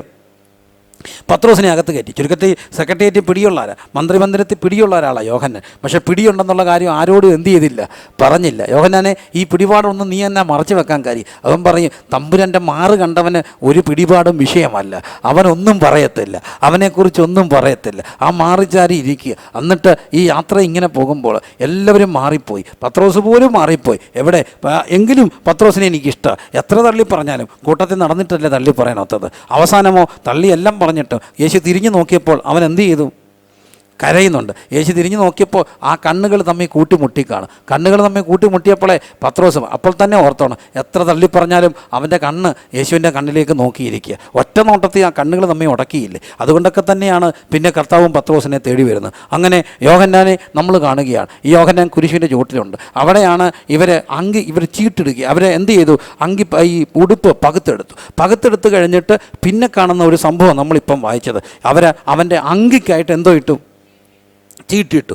അങ്കിക്ക് ചീട്ടിട്ടു. എന്താ ഈ അങ്കി എന്നൊക്കെ പറഞ്ഞാൽ, അങ്കി ചീട്ടിടുമ്പോൾ അവിടെ സംഭവിക്കുന്ന ഒരു കാര്യമുണ്ട്. അങ്കിക്ക് ചീട്ടിടുമ്പോഴാണ് തൊട്ട് താഴെ ആരും നിൽപ്പുണ്ടെന്നറിയാമോ? മറിയം നിൽപ്പുണ്ട്, അവിടെ യോഹന്നാൻ നിൽപ്പുണ്ട്. അവിടെയാണ് അടുത്ത യേശുവിൻ്റെ ഒരു മൊഴി വരുന്നത്, ഇതാ നിൻ്റെ അമ്മ, ഇതാ നിൻ്റെ മകനെന്നൊക്കെ പറയുന്നു. ആ ഒരു മൊഴി വരുന്നത്, ആ മൊഴി വരാനൊരു കാരണമുണ്ട്. യേശു താഴോട്ട് നോക്കിയപ്പോൾ ഈ താഴെ നടക്കുന്ന 2 സംഭവങ്ങൾ നടന്നു. ക്രൂശിൽ നടക്കുന്ന സംഭവങ്ങളൊക്കെ തന്നെ താഴെ നടക്കുന്നത്. യേശുവിൻ്റെ അമ്മ യോഹന്നാൻ അവിടെ നിൽപ്പുണ്ട്. ഇവർ അങ്കിക്ക് ചീട്ടിടുന്നു. ആദ്യം പകുത്തെടുത്തു, പിന്നെ ചീട്ടിടുന്നു. ഇവർ അങ്കിക്ക് ചീട്ടിടുക. എന്താ ഇവർ ചീട്ടിടുന്നത്? ഇവർ അങ്കിക്ക് ചീട്ടിടുന്നു. പക്ഷേ ഒരു കാര്യം മനസ്സിലാക്കണം, യേശു അങ്കിക്ക് ചീട്ടിടുമ്പോൾ തന്നെ യോഹന്നാൻ്റെ സുവിശേഷം 13-ാം അധ്യായത്തിൽ യേശു കർത്താവ് പെസഹ ആചരിക്കാനായിട്ട് പോവുകയാണ്. അവിടെ നമ്മൾ കാണുന്നുണ്ട് പെസഹയുടെ ആചരണത്തിൻ്റെ ആ രാത്രിയിൽ യേശു കർത്താവ് എന്ത് ഊരി വെച്ചു? അങ്കി ഊരി വെച്ചു. എന്നിട്ട് എന്തെടുത്ത് അരയെ ചുറ്റി? തോർത്തെടുത്ത് അരയെ ചുറ്റി. അങ്കി എന്തിനെ കാണിക്കുന്ന? അങ്കി യഹൂദൻ്റെ ആ ആഠ്യത്വത്തെ കാണിക്കുന്നു, അവൻ്റെ ആ അധികാരത്തെ കാണിക്കുന്നു. അവന് പല ഡ്രസ്സുകളുണ്ട്, പല ലെയറുകളോ ഡ്രസ്സ്, അതെല്ലാം യഹൂദൻ്റെ ആ ആഠ്യത്വം, അവൻ്റെ മതപരമായ അവൻ്റെ പൊസിഷൻസിനെ കാണിക്കുന്ന ആ അങ്കികളാണ്, ആ അധികാര സ്ഥാന വസ്ത്രങ്ങളാണ്. പക്ഷേ ഒരു കാര്യം, ഇത് യേശു ഊരി വെച്ചു. എന്ന് ഊരി വെച്ചു? അത് 13-ാം അധ്യായത്തിൽ ഊരി വെച്ചു. എന്നിട്ട് യേശു കർത്താവ് എന്തെടുത്തു? അരയിൽ തോർത്തെടുത്തു. കുരിശിൻ്റെ ചുവട്ടിലോട്ട് നോക്കിക്കോണം. എല്ലാവരും അവിടെ ചീട്ടിടുക. എന്തിനാ ചീട്ടിട്ടത്? അങ്കിക്ക് ചീട്ടിട്ടു. പക്ഷേ അവിടെ യേശുവിൻ്റെ അരയിൽ അന്ന് കെട്ടിയ ഒരു തോർത്ത് ബാക്കി കിടപ്പുണ്ട്, ആർക്കും വേണ്ടാത്ത ഒന്ന്. ഇന്നും കാലഘട്ടത്തിൽ കാണുന്ന, വേദനയോട് പറയട്ടെ, പെന്തക്കോസ്ത് ലോകത്ത്, ആത്മീയ ലോകത്ത് ഞാൻ കാണുന്നൊരു കാഴ്ച, എല്ലാവർക്കും അങ്കിക്ക് ചീട്ടിടുന്നുണ്ട്. എല്ലാവർക്കും അങ്കി വേണം. തമ്പുരാൻ എന്താ പറയുക? എൻ്റെ മക്കളെ, ഇത് 3 അധ്യായങ്ങൾക്ക് മുമ്പ് ഞാൻ ഊരി വെച്ച സാധന, എനിക്ക് വേണ്ടാത്തതാ. എന്നാൽ എനിക്ക് വേണ്ട ഒന്നുണ്ട്, ഒരു തോർത്ത് കിടപ്പുണ്ട്. തോർത്തിന് ചെടുക്കാൻ ആരെയില്ല. പ്രിയമുള്ളവരെ, അങ്കിക്ക് ചീട്ടിടുന്നവർ ഊരി വെച്ച അങ്കിയാണെന്ന് ഓർത്തോണം. തമ്പുരാൻ എന്നെ അത് കളഞ്ഞതാ. എന്നാൽ ബാക്കി എടുത്തുടുത്ത് ഒന്നുണ്ട്, തോർത്തൻ്റെ ശുശ്രൂഷ. അതാണ് കർത്താവ് നമ്മളെക്കുറിച്ച് ആഗ്രഹിക്കുന്നത്. അങ്കിക്ക് ചീട്ടിടുന്നവരുടെ പുറകെ പോകണ്ട.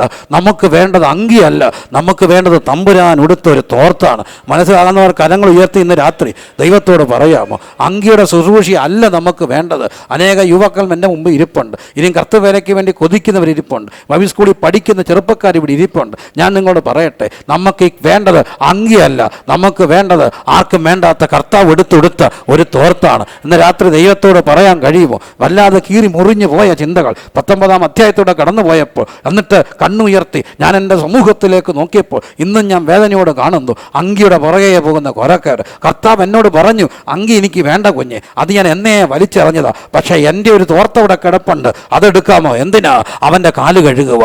തന്നെത്താൻ താഴ്ത്തി ക്രൂശിലെ മന്നത്തോട് ഏൽപ്പിച്ചു കൊടുത്ത് മനുഷ്യപുത്രം വന്നത്, man came to the earth not to be served but to serve and give his life as a ransom for many. അനേകർക്ക് വേണ്ടി മറുവില കൊടുക്കുവാൻ, തന്നെത്താൻ ബലിയായി മാറുവാൻ, അനേകരെ സേവിക്കുവാൻ, സേവിക്കപ്പെടുവാൻ വേണ്ടിയല്ല, അനേകരെ ശുശ്രൂഷിക്കുവാൻ വേണ്ടി ഒരു ശുശ്രൂഷകനായി ദാസനായി അവതരിച്ച കർത്താവിൻ്റെ തോർത്തെടുത്ത് അരയി ചുറ്റുവാൻ എത്ര പേര് കൊതിക്കുന്നുണ്ട്? അങ്ങനെ കൊതിക്കുന്ന ചെറുപ്പക്കാരെ മങ്കിക്ക് മുഖം തിരിഞ്ഞ് നിന്നുകൊണ്ട് ബാക്കി വെച്ച തോർത്തെടുക്കുവാനാണ് ഈ കാലഘട്ടത്തിൽ ഭാരതഭൂമിയിൽ ക്രിസ്തു ശിഷ്യരോട് കർത്താവ് ആവശ്യപ്പെടുന്നത്. അത് കർത്താവെ, അത് മതി എനിക്കെന്ന് പറയുക, തൻ്റെ ഇടത്തോടെ പറയുക. ഇന്ന് രാത്രി എത്ര പേരുണ്ട്? എന്ത് വേണം? തോർത്തിൻ്റെ ഒരു ശുശ്രൂഷ. മനസ്സിലാകുന്നവ എന്നോടൊപ്പം ചേർന്ന് കരങ്ങളുയർത്തി ദൈവത്തോട് പറയാമോ? അങ്കി വേണ്ടപ്പ, നമുക്ക് അങ്കി വേണ്ട, നമുക്ക് അങ്കി വേണ്ട, നമുക്ക് അങ്കി വേണ്ട, നമുക്ക് എന്താ മതി? തോർത്ത് മതിയെന്ന്, തോർത്ത് മതിയെന്ന്. ഇവരെന്തിനു ചീട്ടിട്ടു? അങ്കിക്ക് ചീട്ടിട്ടു, അങ്കിക്ക് ചീട്ടിട്ടു, അങ്കിക്ക് ചീട്ടിട്ടു. ഇന്നും അങ്കിയ, ഇന്നും അങ്കിക്ക് ചീട്ടിടുക. പൊട്ടെ, അവിടെ ഞാൻ വിസ്താരം പറയുന്നില്ല. പക്ഷേ ഗൗരവമായി പറയട്ടെ, കർത്താവ് ആഗ്രഹിക്കുന്ന ഒന്നുണ്ട്. കർത്താവ് എന്നും താഴോട്ട് നോക്കുന്നത്, ഇന്നും കർത്താവ് നോക്കുന്നത് അങ്കി എടുത്തുകൊണ്ട് പോകുന്നവരെ അല്ല, തോർത്തെടുക്കാൻ ആരുണ്ടെന്നുള്ളത്, തോർത്തെടുക്കാൻ ആരുണ്ടെന്നുള്ളത്, തോർത്തെടുക്കാൻ ആരുണ്ടെന്നുള്ളത്, തോർത്തിൻ്റെ ഒരു ശുശ്രൂഷ. അപ്പോൾ ആ തുവർത്തെടുക്കുക, അവിടെ കിടപ്പുണ്ട്. അത് ആർക്ക് ചീട്ട് വീണു? അതാണ് യോഹന്നാനെ വീണത്. യോഹന്നാനെ നോക്കി അവിടെ ആര് നിൽപ്പുണ്ട്? മറിയം നിൽപ്പുണ്ട്. യേശു യോഹന്നാനോട് പറയുന്നു, യോഹന്നാനെ ഇതാ നിൻ്റെ അമ്മ. അമ്മയോട് പറയുന്നു, ഇതാ നിൻ്റെ മകനെന്ന് പറയുന്നു. അന്ന് മുതൽ ആ അമ്മ മകനെ എന്ത് ചെയ്തു? വീട്ടിൽ കൈക്കൊണ്ടു. അവർ തമ്മിൽ അമ്മയെ മകനെ എന്ന് വിളിക്കുക. ക്രൂശിൻ്റെ ചുവട്ടി നടന്ന മറ്റൊരു സംഭവമായി കാണുന്നത്. പക്ഷേ ഒരു കാര്യം ഓർത്തോണേ, എന്തുകൊണ്ടാണ് കർത്താവ് താഴോട്ട് നോക്കിയപ്പോൾ ഈ അങ്കി കണ്ടു? അങ്കി കണ്ടപ്പോൾ അമ്മയെ കണ്ടു. അമ്മയെ ഓർക്കാൻ കാര്യമുണ്ട്. എന്താ കാര്യം? അത് നമുക്കറിയാം. ഈ അങ്കി ആര് കൊടുത്തതാ?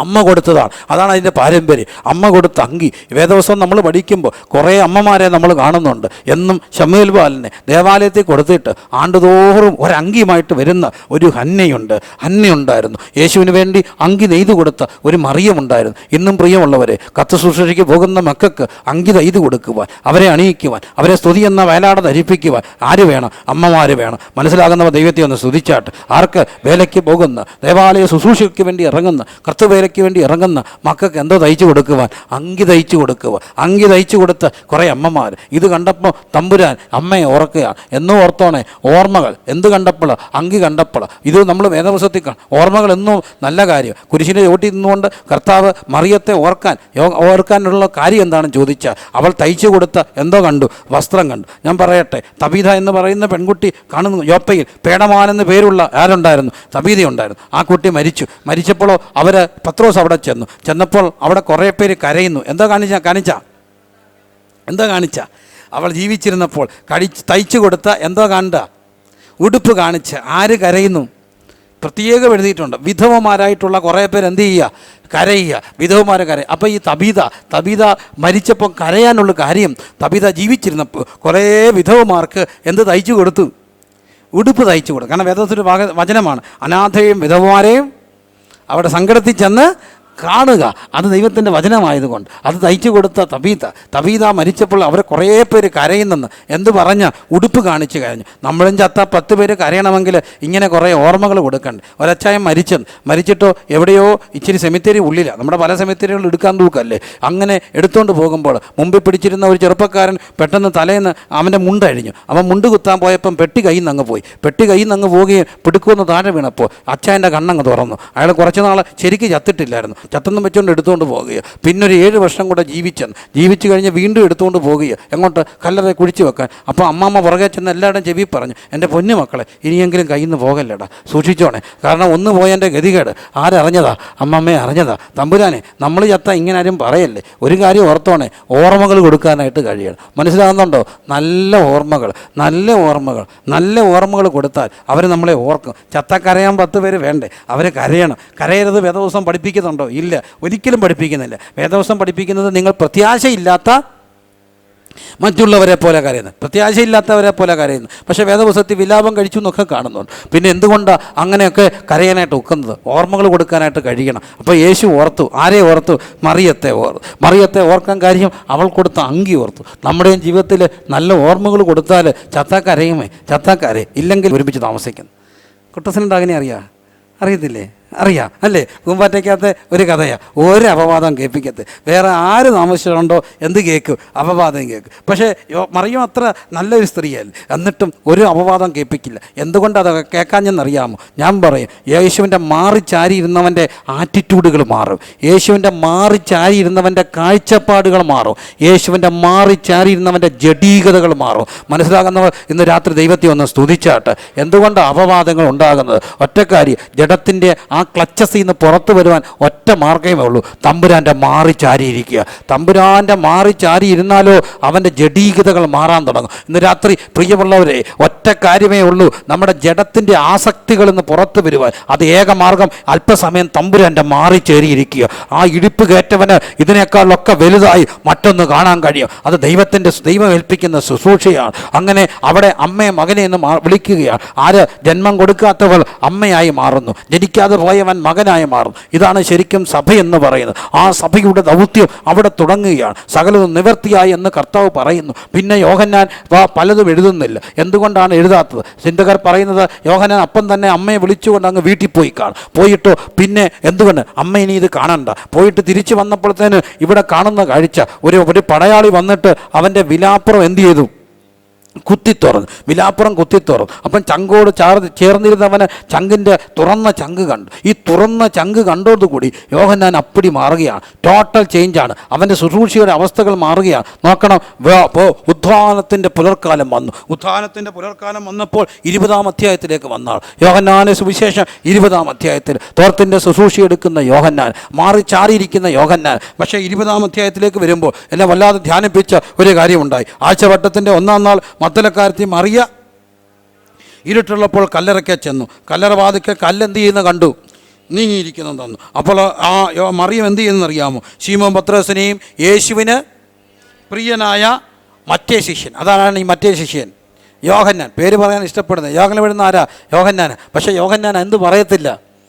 പേര് പറയത്തില്ല. ഞാൻ രാവിലെ പറഞ്ഞല്ലോ, ഒരു വലിയ അയ്യുണ്ട്. പക്ഷേ യോഹന്നാൻ്റെ ഐ മാറി. എന്തുകൊണ്ട് ഐ എന്നുള്ള ഐ ഏറ്റവും കൂടുതൽ ഉണ്ടായിരുന്ന ഒരു മനുഷ്യനാണ് യോഹന്നാൻ. പക്ഷേ യോഹന്നാനെ നിൻ്റെ ഐ എങ്ങനെയാണ് മാറിയത്? അവൻ 2 കാര്യങ്ങൾ അവന് പറയാനുണ്ട്. ഞാൻ യേശുവിൻ്റെ മാറിയിരുന്നു, പിന്നെയോ ആ പിളർന്ന ചങ്ക് കണ്ടു. ആ ചങ്ക് കണ്ട എനിക്ക് ഇനി ഞാനില്ലെന്ന് മനസ്സിലായി. അവൻ്റെ അകത്തെ സകല ഫെയിമും പോവുകയാണ്. ഞാൻ എന്തോ ആകണം, ഞാൻ എന്താണ്, എല്ലാ ഈഗോ ത്രട്ടും മാറുന്നു. യേശുവിന് പ്രിയനായ പത്രോസിന് പിന്നെ അവൻ ഒറ്റ കാര്യം മാത്രം പറയാൻ ഇഷ്ടപ്പെടുന്നുണ്ട്. എന്താ? ഒരു കൊച്ചു പിള്ളേരുടെ മനസ്സായി. അതുകൊണ്ട് തന്നെയാണ് കർത്താവ് പറഞ്ഞത്, നിങ്ങൾ തിരിഞ്ഞ് ആരെപ്പോലാകണം? ശിശുക്കളെ പോലാണ്. ഈ യോഹന്നാൻ അങ്ങ് മാറി. അവൻ എപ്പോഴും പറയുന്നു യേശു സ്നേഹിച്ച ശിഷ്യനെന്ന്. പിള്ളേർ ചോദിച്ച്, എന്താ മോനെ അപ്പയ്ക്ക് എന്നെ ഇട്ട്? ആരോടാ? എന്നോടാ, അപ്പയുടെ മോന എന്നൊക്കെ പറയുന്ന താണ്ട് ഒരു കൊച്ചായിട്ട് മാറി. യേശു പ്രിയമുള്ളവർ, ഏത് വലിയവനും കുഞ്ഞായി മാറാം. എങ്ങനെ മാറണം? നമ്മളെല്ലാവരും കൊച്ചുങ്ങളോട് പറയുന്നു എന്തായി മാറാൻ? വലിയവരെ കണ്ടുപഠിക്കാൻ. പക്ഷേ യേശു നമ്മളോട് പറയുന്നു ആരെ കണ്ടുപഠിക്കാൻ? ശിശുക്കളെ കണ്ടുപഠിക്കാൻ. നമ്മൾ പിള്ളേരോട് പറയുന്ന വലിയവരെ കണ്ടുപഠിക്കാൻ. പിള്ളേരോട് നമ്മളോട് യേശു പറയുന്നു ആരെ പോലെ ആകാൻ? ശിശുക്കളെ പോലെ. അങ്ങനെ നോക്കുക, യോഹന്നാൻ്റെ ആറ്റിറ്റ്യൂഡ് മാറുകയാണ്. യേശു സ്നേഹിച്ച മറ്റേ ശിഷ്യൻ നോക്കണേ, വളരെ ഗൗരവമായിട്ട് ഓർത്ത് അടുക്ക ചെന്നു. കർത്താവിനെ കല്ലറയിൽ നിന്ന് എടുത്തുകൊണ്ടുപോയെന്ന് പറഞ്ഞു. അവനെ വെച്ചു എന്ന് ഞങ്ങൾ എന്ത് ചെയ്യുന്നില്ല? അറിയുന്നില്ല. അതുകൊണ്ട് പത്രോസും മറ്റേ ശിഷ്യനും പുറപ്പെട്ടു, കല്ലറയ്ക്കൽ ചെന്നു. 20 ഒന്നിച്ച് ഓടി. മറ്റേ ശിഷ്യൻ പത്രോസിനേക്കാൾ വേഗത്തിലോടി ആദ്യം കല്ലറയ്ക്കലെത്തി. അപ്പം ഈ ഉത്ഥാനത്തിൻ്റെ സാക്ഷ്യം വഹിക്കുവാൻ വേണ്ടി ആദ്യം ഓടിയെത്തുന്നത് ആരാ? യോഹന്നാൻ. വളരെ കൃത്യമായിട്ട് നോക്കണം. മറ്റേ ശിഷ്യൻ ഓടിയെത്തി. ആര്? യേശു സ്നേഹിച്ച ശിഷ്യൻ. എവിടെ എത്തി? കല്ലറയ്ക്കലെത്തി. ഇനി അടുത്ത വാക്യം നോക്കി. കുനിഞ്ഞു നോക്കി, ശീലകൾ കിടക്കുന്നത് കണ്ടു, അകത്ത് കടന്നില്ല താനും. അവൻ്റെ പിന്നാലെ ശീമോൻ പത്രോസ് വന്ന് കല്ലറയിൽ കടന്നു. ആദ്യം കല്ലറയ്ക്കലെത്തിയ മറ്റേ ശിഷ്യനും 8-ാം വാക്യം അപ്പോൾ അകത്ത് ചെന്നു. അപ്പം ഈ ഉത്ഥാനത്തിന് ഇനി ലോകം മുഴുവൻ കർത്താവിൻ്റെ വരവ് വരെ വിളിച്ചു പറയുന്ന ഉത്ഥാനത്തിന് സാക്ഷ്യം വഹിക്കുവാൻ വേണ്ടി 2 പേർ ഓടുന്നു. ആരൊക്കെ? പത്രോസും യോഹന്നാനും. ആരാ ഓടിയെത്തിയത്? യോഹന്നാൻ. പക്ഷേ യോഹന്നാൻ അവിടെ ആരായി? മറ്റേ ശിഷ്യൻ അവിടെ നിന്നിട്ട് ആരെ കയറ്റി വിട്ടു? പത്രോസിനെ കയറ്റി വിട്ടു. നേരത്തെ ചോദിച്ചത് എന്താ? മർക്കോസ് ചോദിക്കുന്നുണ്ട്, നീ മഹത്വം പ്രാപിച്ചു വരുമ്പോൾ ഞങ്ങളെ എന്തിരുത്തണം? വലത്തും ഇടത്തും. ഒന്നാമനാകണമെന്ന്. ഒന്നാമനാകുന്നവൻ ഇപ്പം രണ്ടാമനായി. ആയോ? ആയില്ലേ? ആരെ അകത്ത് കയറ്റി? പത്രോസിനെ. തുറന്ന കല്ലറയ്ക്കകത്ത് ആദ്യം കയറി കണ്ട് വിശ്വസിച്ചത് ആരാ? പത്രോസ്. ഇന്നും പ്രസംഗിക്കുന്നു, കല്ലറയിൽ കയറി ആദ്യത്തെ ശിഷ്യൻ ആര്? പത്രോസ്. സതിക്കും അത് ആരാകേണ്ടവനായിരുന്നു? യോഹന്നാൻ. ആദ്യം ചന്ദ്രനിൽ പോയത് ആരാ? നീൽ ആംസ്ട്രോങ്ങും യൂറി ഗഗാനും.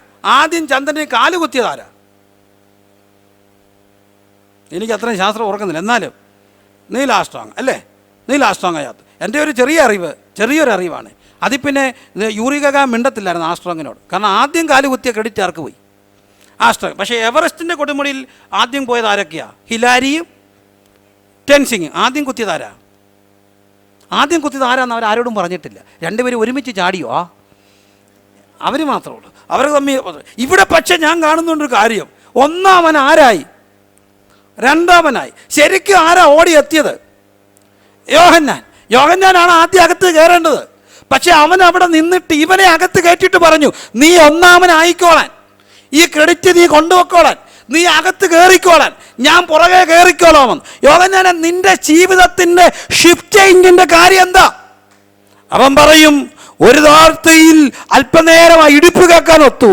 ഒരു യാത്രയിൽ ആ ക്രൂശി കിടന്നുകൊണ്ട് പിളർന്ന ചങ്ക് കണ്ടപ്പോൾ എനിക്ക് പിടികിട്ടി, ഇതൊന്നുമല്ല കാര്യം, അവനാണ് കാര്യമെന്ന് മനസ്സിലായി. ഇന്ന് രാത്രി മനസ്സിലാകുന്നവ ദൈവത്തോട് പറഞ്ഞാട്ട്. ഒന്നാമൻ രണ്ടാമനാകുക. തോക്കാൻ ആർക്കെങ്കിലും ഒക്കോ? എവിടെയെങ്കിലും നോക്കുമോ? പണ്ടൊരു ചെറിയ കഥ കുടുംബത്തെക്കുറിച്ചൊക്കെ പറയുമ്പം പറയത്തില്ലേ? പണ്ടേ ഉപദേശിമാർ പറയുന്നൊരു കഥയാണ്. എല്ലാവരും കേട്ട് പറഞ്ഞൊരു കഥയായിരിക്കും. എങ്ങനെയാ? ഇങ്ങനെ പോവുകയാണ് കുട്ടനാട്ടിക്കൂടെ പോയപ്പോൾ ഭർത്താവും ഭാര്യയും കൂടെ ഇങ്ങനെ പോകുമ്പോൾ നല്ലപോലെ ഇങ്ങനെ കണ്ടം നെയ്ത് കിടക്കുക, കണ്ടം കൊയ്ത് കിടക്കുന്ന കണ്ടം കണ്ടപ്പോൾ ഭാര്യ പറഞ്ഞു, ഇത് നല്ല കത്രി കൊണ്ട് ഇങ്ങനെ കണ്ടിച്ചതായിരിക്കും. എന്നാൽ ഭർത്താവ് പറഞ്ഞു, അല്ലടി ഇത് എന്തുകൊണ്ടാണ് കൊയ്യുന്നേ? അരിവാള. അല്ല, അരിവാളിന് കൊയ്താൽ ഇങ്ങനെ ഒക്കത്തില്ല, കത്രിയ. ഉടനെ പറഞ്ഞു, അല്ലടി ഇതെന്തുവാ? അരിവാള. പറഞ്ഞു ദേഷ്യം കയറിയപ്പോൾ അങ്ങനെ ഒറ്റ ചവിട്ട് വെച്ച് കൊടുത്തു. ഇവൾ വെള്ളത്തിൽ നിന്ന് ഉരുണ്ട് താഴെ വീണ് വെള്ളത്തിൽ മുങ്ങി പൊങ്ങി കയറി വന്നപ്പോൾ അവൾ കാണിച്ചു, എന്താണ്? അരിവാളല്ലെന്ന്. പിന്നെ എന്തുവാ? കത്രിയ. പഴയൊരു കഥയാണ്. നടന്നായിരിക്കോ അല്ലയോ? പഴയ കഥ. എന്നാലും പറയട്ടെ, എന്താ ഈ വാശിയുടെ കാരണം? വാശി മാറാൻ ഒറ്റ മാർഗ്ഗമേ ഉള്ളൂ. ഒന്നാമൻ രണ്ടാമനായി തോറ്റുകൊടുന്ന് അവനെ ജയിപ്പിച്ചിട്ട് മാറി നിൽക്കാൻ കഴിയുന്ന ഒരു മാനസികാവസ്ഥ ഉണ്ടാകണമെങ്കിൽ തുറന്ന ചങ്ക് കണ്ട് ജീവിക്കാൻ കഴിയണം. മാറി ചാരിയിരുന്ന് ജീവിക്കാൻ കഴിഞ്ഞാൽ ആറ്റിറ്റ്യൂഡുകൾ മാറാൻ കഴിയും. ഇന്ന് രാത്രി എൻ്റെ ദൂത് മനസ്സിലാകുന്നവർ എൻ്റെ വ്യക്തിപരമായ ജീവിതത്തിൽ ചങ്ക് പറിച്ച് പറയട്ടെ, വളരെ കാഴ്ചപ്പാട്. ഞാനും ഇങ്ങനെയൊന്നും ആയിരുന്നില്ല. എന്തൊക്കെയോ ആകാൻ കൊതിച്ച് ആരെയൊക്കെ ആകണമെന്ന് ഇഷ്ടപ്പെട്ട എന്നെ മാറ്റിമറിച്ച ഒരു ചിന്തയായത്. ഒന്നാമൻ രണ്ടാമനായി നിശബ്ദനായി മാറി നിന്നിട്ട് പറയുക, നീ അകത്ത് കയറി കണ്ടോ? നീ ഒന്ന് ക്രെഡിറ്റ് നിനക്ക് പോകുന്ന കണ്ടിട്ട് ഓടിയെത്ത യോഹന്നാനെ, നിനക്ക് കുശുമ്പില്ലേ? ഇല്ല. എന്തുകൊണ്ട് കുശുമ്പില്ല? അവൻ പറഞ്ഞ കുശുമുണ്ടായിരുന്നു, മാറി. പക്ഷേ ചങ്കി ചാരി ഇരുന്നപ്പം മുതൽ എൻ്റെ കുശുമ്പ് പോയി. ചങ്കി കണ്ടപ്പം മുതൽ എൻ്റെ കുശുമ്പ് പോയി. എൻ്റെ വ്യക്തിത്വത്തെ മാറ്റി ഒന്നുണ്ട്, തുറന്ന ചങ്കു, മാറിൻ്റെ ചാരു. ഇന്ന് രാത്രി എൻ്റെ പ്രിയമുള്ളവരെ, മാനവ ലോകമേ, ക്രൈസ്തവ സമൂഹമേ, പെന്തക്കോസ്ത് വിശ്വാസ ലോകമേ, നമുക്ക് ആവശ്യം ആ മാറി ചാരിയുള്ള ജീവിതമാണ്. നമുക്ക് ആവശ്യം തുറന്ന ചങ്ക് കണ്ടുള്ള ഒരു ജീവിതമാണ്. ഇന്ന് രാത്രി എൻ്റെ ദൂത് മനസ്സിലാകുന്നവർ ദൈവത്തോട് പറയാൻ കഴിയുമോ? നമുക്ക് ആവശ്യം ഒന്നുണ്ട്, തമ്പുരാൻ്റെ മാറിച്ചാരിയുള്ള അനുഭവം. തമ്പുരാൻ്റെ മാറിച്ചാരി. ഒന്നാമൻ ആരായി മാറി? രണ്ടാമനായി. നോക്കിക്കേ എത്ര മാസം. പക്ഷേ എനിക്ക് അവിടെ ഒരു കാര്യം കൂടെ പറയാനുണ്ട്. 21 അധ്യായത്തിൽ വരുമ്പോൾ തിബിരിയാസിൻ്റെ കടൽക്കരയിൽ അവിടെ പോകുന്ന കുറേ പേരെ കാണുന്നുണ്ട്. അവിടെ ഒരാൾ പേരെഴുതിയിരിക്കുന്നത് എന്താണ്? തിബിരിയാസ് കടൽക്കര വെച്ച് ശിഷ്യന്മാർക്ക് എന്തായി? പ്രത്യക്ഷനായി. ശീമോൻ പത്രോസും ദിദിമോസ് എന്ന തോമാസും ഗലീലയിലുള്ള കാനാവിലെ നഥനയേലും സെബദി മക്കൾ. അപ്പം പരാജയപ്പെടുകയാണ്. അവിടെ ആ രാത്രിയിൽ യേശുവിൽ നിന്ന് അന്യപ്പെട്ടു പോയിട്ട് വീണ്ടും പിന്മാറ്റത്തിൻ്റെ ഒരു അവസ്ഥയിലേക്ക് പോവുകയാണ്. ഒരു രാത്രി ഒന്നും കിട്ടിയില്ല. അങ്ങനെ തെറ്റിപ്പോകുന്ന കൂട്ടത്തിൽ തൻ്റെ ജീവിതത്തിൽ വന്ന ഇടർച്ചയെക്കുറിച്ച് പറയാൻ യോഹന്നാനും അറിയുണ്ടോ? ഇല്ല. ആ കൂട്ടത്തിൽ ആരുണ്ടായിരുന്നു? സെബദി മക്കളുണ്ടായിരുന്നോ? ഉണ്ട്. തെറ്റ് മറച്ചു വെക്കാൻ അവന് കഴിയുന്നില്ല. ജീവിതത്തിൽ വന്ന പരാജയം പറയാൻ അവരൊരു മടിയുമില്ല. പരാജയപ്പെട്ടു പോയി. എങ്ങനെ? തിബിരിയാസിൻ്റെ കടൽക്കരയിൽ വെച്ച് ഞാൻ പരാജയപ്പെട്ടു. അത് പറയുമ്പോൾ അവൻ പറയുന്നു, ആര് മക്കളാ? സബദി മക്കളുണ്ടായിരുന്നു. പക്ഷെ മറ്റിടത്തെല്ലാം പേര് പറയാൻ ഇഷ്ടപ്പെടുന്നില്ല. ആരാ പറയുന്നത്? മറ്റേ ശിഷ്യൻ, മറ്റേ ശിഷ്യൻ, മറ്റേ ശിഷ്യൻ. നോക്കണമേ, മറ്റേ ശിഷ്യൻ എന്ന് പറഞ്ഞ് ജീവിതത്തിൽ മാറുന്ന, തോക്കാൻ തയ്യാറായ യോഹന്നാൻ. നോക്കണം, അമ്മയെ ഏൽപ്പിച്ച യോഹന്നാനെ ഏൽപ്പിക്കപ്പെട്ട ആ മാതൃത്വം. ഇതെല്ലാം സംഭവിക്കാൻ ഒറ്റ മാർഗ്ഗമേ ഉള്ളൂ. യോഹന്നാൻ കുറേ നേരം ആരുടെ ചുവട്ടിയിരുന്നു? യേശുവിൻ്റെ മാറിൽ ചാരിയിരുന്നു. ആ കുരിശിൻ്റെ ചുവട്ടി ഇന്നപ്പോൾ അവൻ മാത്രം തമ്പുരാൻ കാണിച്ചു കൊടുത്തു. മാറിലിരുന്ന് അവന് മാത്രം കാണാനൊത്തൊരു ഭാഗ്യം, ഒരു ശിഷ്യർക്കും കിട്ടാത്തൊരു ഭാഗ്യം. എന്തോ കണ്ടു? പിളർന്ന ചങ്ക് കണ്ടു, പിളർന്ന ചങ്ക് കണ്ടു. പിളർന്ന ചങ്ക് കണ്ടപ്പോൾ അവൻ്റെ ആറ്റിറ്റ്യൂഡ് മാറുകയാണ്. അന്ന് മുതൽ മറിയ അമ്മയായിട്ട് മാറട്ടെ പ്രിയമുള്ളവരെ, എൻ്റെ പൊന്നുമക്കളെ. ജഡീകതകൾ മാറാൻ, ആസക്തികൾ മാറാൻ ഏക മാർഗമേ ഞാൻ കാണുന്നുള്ളൂ, മറ്റൊന്നുമല്ല. എത്ര നോക്കരുതെന്ന് പറഞ്ഞാലും നോക്കും, എത്ര കാണരുതെന്ന് പറഞ്ഞാലും കാണും, എന്തെല്ലാം പറഞ്ഞാലും തിളച്ചു പറയുന്ന യൗവനത്തിൻ്റെ ധാർഷ്ട്യങ്ങളും അഹങ്കാരങ്ങളും ആസക്തികളൊക്കെ മാറാൻ രാവിലെ എഴുന്നേറ്റ് തമ്പുരാൻ്റെ മാറിച്ചാറി അല്പനേരം ഇരുന്നേ കണ്ണുകളിൽ വ്യത്യാസം വരാൻ തുടങ്ങും, ആറ്റിറ്റ്യൂഡിൽ വ്യത്യാസം വരാൻ തുടങ്ങും, ആ ജീവിതത്തെക്കുറിച്ചുള്ള ആ ഭയങ്കര ഭ്രമങ്ങൾക്ക് വ്യത്യാസം വരാൻ കഴിയും. യോഹന്നാൻ പറയുന്നു, അധികാരം എന്നെ ഭ്രമിപ്പിക്കുന്നില്ല, എൻ്റെ പിന്നിൽ സ്ഥാനം എന്നെ ഭ്രമിപ്പിക്കുന്നില്ല, ഒന്നാമനായെന്നുള്ള ക്രെഡിറ്റ് എനിക്ക് കൊണ്ടുപോകാൻ ആവേശമില്ല. ഇതെല്ലാം മാറി നിന്ന് പ്രിയമുള്ളവരെ ക്രിസ്തു ശിഷ്യനായി പമ്മി നിൽക്കുവാൻ ഈ മറ്റേ ശിഷ്യനൊത്തതെന്താ? യേശുവിൻ്റെ മാറി ചാരി ഇരിക്കാനൊത്തതാ. ഇന്ന് രാത്രി നമുക്കും കഴിയട്ടെ തമ്പുരാൻ്റെ മാറി ചാരി. വ്യക്തിത്വങ്ങളിൽ വ്യത്യാസം വരണ്ടേ? ഇങ്ങനെ എന്തൊക്കെയോ കാണിച്ച്, എന്തിലൊക്കെയോ ആശ്രയിച്ച് ഇങ്ങനെ ഒരു യാത്ര മതിയോ? പോരായല്ലോ. വ്യത്യാസം വേണ്ടേ? അങ്കി വേണ്ട, തോർത്തെടുക്കണ്ടേ? തോർത്തെടുക്കാൻ കഴിയണമെങ്കിൽ തമ്പുരാൻ്റെ മാറ് കാണണം. തമ്പുരാൻ്റെ മാറിൻ്റെ ഇടിപ്പ് കണ്ടവന് മാത്രമേ തോർത്തിൻ്റെ ശുശ്രൂഷ എടുക്കാൻ കഴിയത്തുള്ളൂ. എല്ലാ കണ്ണുകളും അല്പസമയം അടച്ച്, എല്ലാ കണ്ണുകളും അടച്ച് ഇന്ന് രാത്രി തമ്പുരാനോട് നമുക്കൊന്ന് പറയാൻ കഴിയുമോ? മാറി ചാരി ഇരുന്നാൽ കാഴ്ചപ്പാടുകൾ മാറും, 100% മാറും. എനിക്ക് വേണ്ടേ അപ്പാ, എനിക്ക് വേണ്ടേ വേണ്ട. ലോകം വേണ്ട, ലോകത്തിൻ മോഹം വേണ്ട, ലോകത്തിൻ്റെ സ്ഥാനം വേണ്ട, ഒന്നാമനും ആകണ്ട, ഒടുക്കത്തവനായാൽ മതി, മാറി നിന്നാൽ മതി. എന്നിട്ടും നോക്കിക്ക്, ചെറിയൊരു കാര്യമാണോ? ഒന്നാമത് ഓടിയെത്തിയിട്ട് മറ്റൊരുവനെ അകത്ത് കയറ്റി കയ്യും കെട്ടി മാറി നിന്ന യോഹന്നാൻ, നിനക്ക് എങ്ങനെ ഇങ്ങനെ ഒക്കുന്നത്? രാഷ്ട്രീയത്തിലാണേലും ആത്മീയത്തിലാണേലും വീട്ടിലാണേലും നാട്ടിലാണെങ്കിലും അധികാര കസേരകളുടെ വേണ്ടിയുള്ള വടംവലികൾ എവിടെയൊക്കെ എങ്ങനെ നിനക്കിങ്ങനെ മാറാൻ ഒത്തു? ആ ചങ്ക് കണ്ടപ്പോൾ മനസ്സിലായി ഇതെല്ലാം പിണമാണ്. കാരണം അതിനകത്തുനിന്ന് ഒഴുകുന്നത് മുഴുവൻ സ്നേഹം. അതുകൊണ്ട് അവൻ എഴുതാൻ കഴിഞ്ഞത് ദൈവം സ്നേഹമോ, ദൈവം സ്നേഹമോ. അതെഴുതാൻ കഴിഞ്ഞത് യോഹന്നാനല്ലേ? അത്രയും ആധികാരികമായി അതെഴുതാൻ കഴിഞ്ഞത് എന്തുകൊണ്ടാ? ആ മാറിൽ ചാരി ഇരുന്നപ്പം കേട്ട ഒരു ഇടിപ്പുണ്ട്. ആ ഇടിപ്പല്ല അവനോട് പറഞ്ഞത് അങ്കി വേണ്ട, തോർത്തെടുക്കാൻ പോന്ന്. അങ്കി എടുക്കല്ലേ കുഞ്ഞേ, അതെനിക്ക് വേണ്ടാത്തതാ. പക്ഷേ ആരെയൊക്കെയോ ശുശ്രൂഷിക്കുവാൻ തമ്പുരാൻ ബാക്കി വെച്ചൊരു ശുശ്രൂഷയുണ്ട്, തോർത്തിൻ്റെ ഒരു ശുശ്രൂഷ. മക്കളില്ലാത്ത ഏതൊക്കെയോ അമ്മമാരില്ലാത്ത ഏതൊക്കെയോ മക്കള്. ഇവർക്കൊക്കെ എന്തൊക്കെയോ ആകാൻ നമുക്ക് കഴിയണമെങ്കിൽ തമ്പുരാൻ്റെ മനസ്സ് കാണണം. അവിടെ ഞാനും എൻ്റെ മക്കളും ഞാനും എൻ്റെ കുടുംബം എന്നുള്ള ചിന്ത മാറി കുടുംബത്തിലല്ലാത്തവരെ കുടുംബാംഗങ്ങളായി കാണുന്ന ഒരാത്മീയ വിശാലത ഉണ്ടാകുക. സ്വാർത്ഥതകൾ പൊളിയുക, കാഴ്ചപ്പാടുകൾ മാറുക.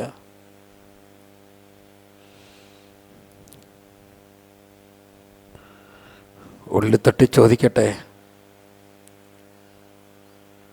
അങ്കി വേണ്ട കർത്താവേ, തോർത്തു മതി, ഒന്നാമനൊന്നും ആകണ്ട. എന്നാലും ആ തുറന്ന കല്ലറയൊന്ന് കാണാനൊത്തില്ല.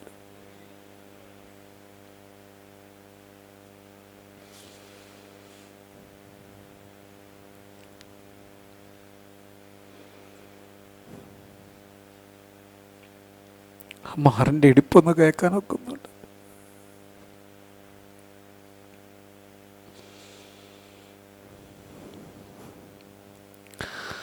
അവൻ അരയിൽ അങ്കിയ വസ്ത്രം ഒഴിഞ്ഞു വെച്ചു, അരയിൽ തോർത്തെടുത്തു ചുറ്റി, ശിഷ്യന്മാരുടെ കാല് കഴുകി.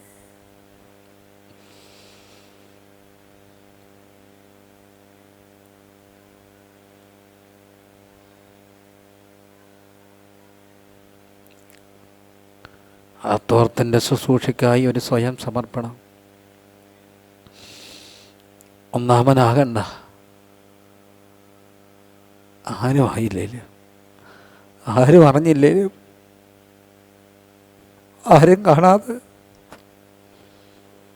യേശുവേ നീ ബാക്കി വെച്ചിട്ട് പോയ ശുശ്രൂഷ തികയ്ക്കാനുള്ള ഒരു എളിമത്വവും ഒരു മനോഭാവം തരണേ.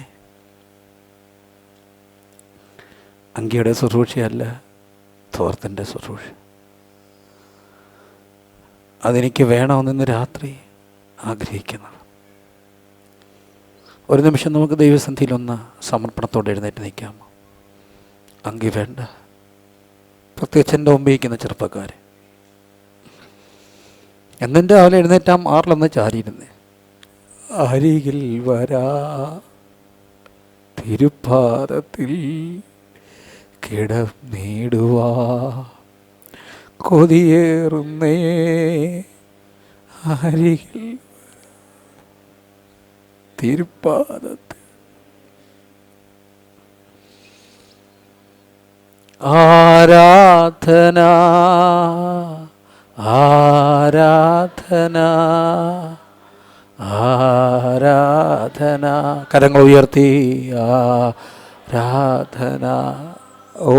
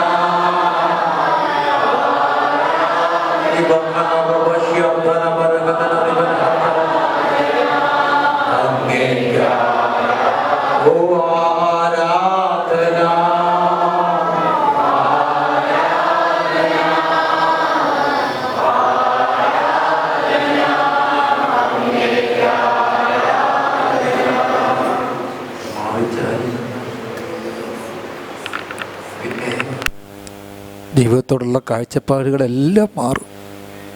കാറും വീടും ഭ്രമിപ്പിക്കുന്നത് എല്ലാ ഉയർച്ചകളും എല്ലാം മാറും. പിന്നെ ഒറ്റ ആഗ്രഹമുള്ളൂ, നീ ബാക്കി വെച്ച ഒരു ശുശ്രൂഷ തികയ്ക്കാറുള്ളൂ. കൃപ വേണം.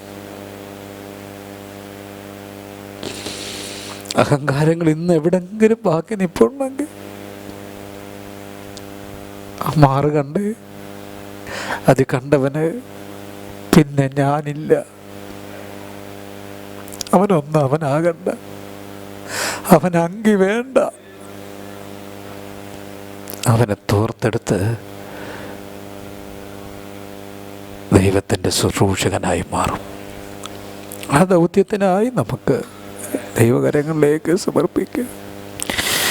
ഒഴുക്കിനൊത്തു പോകാനല്ല, ഒഴുക്കിനെതിരെ നിൽക്കുവാൻ ഒരു ശേഷിപ്പിനെ ദൈവം ആഗ്രഹിക്കുക.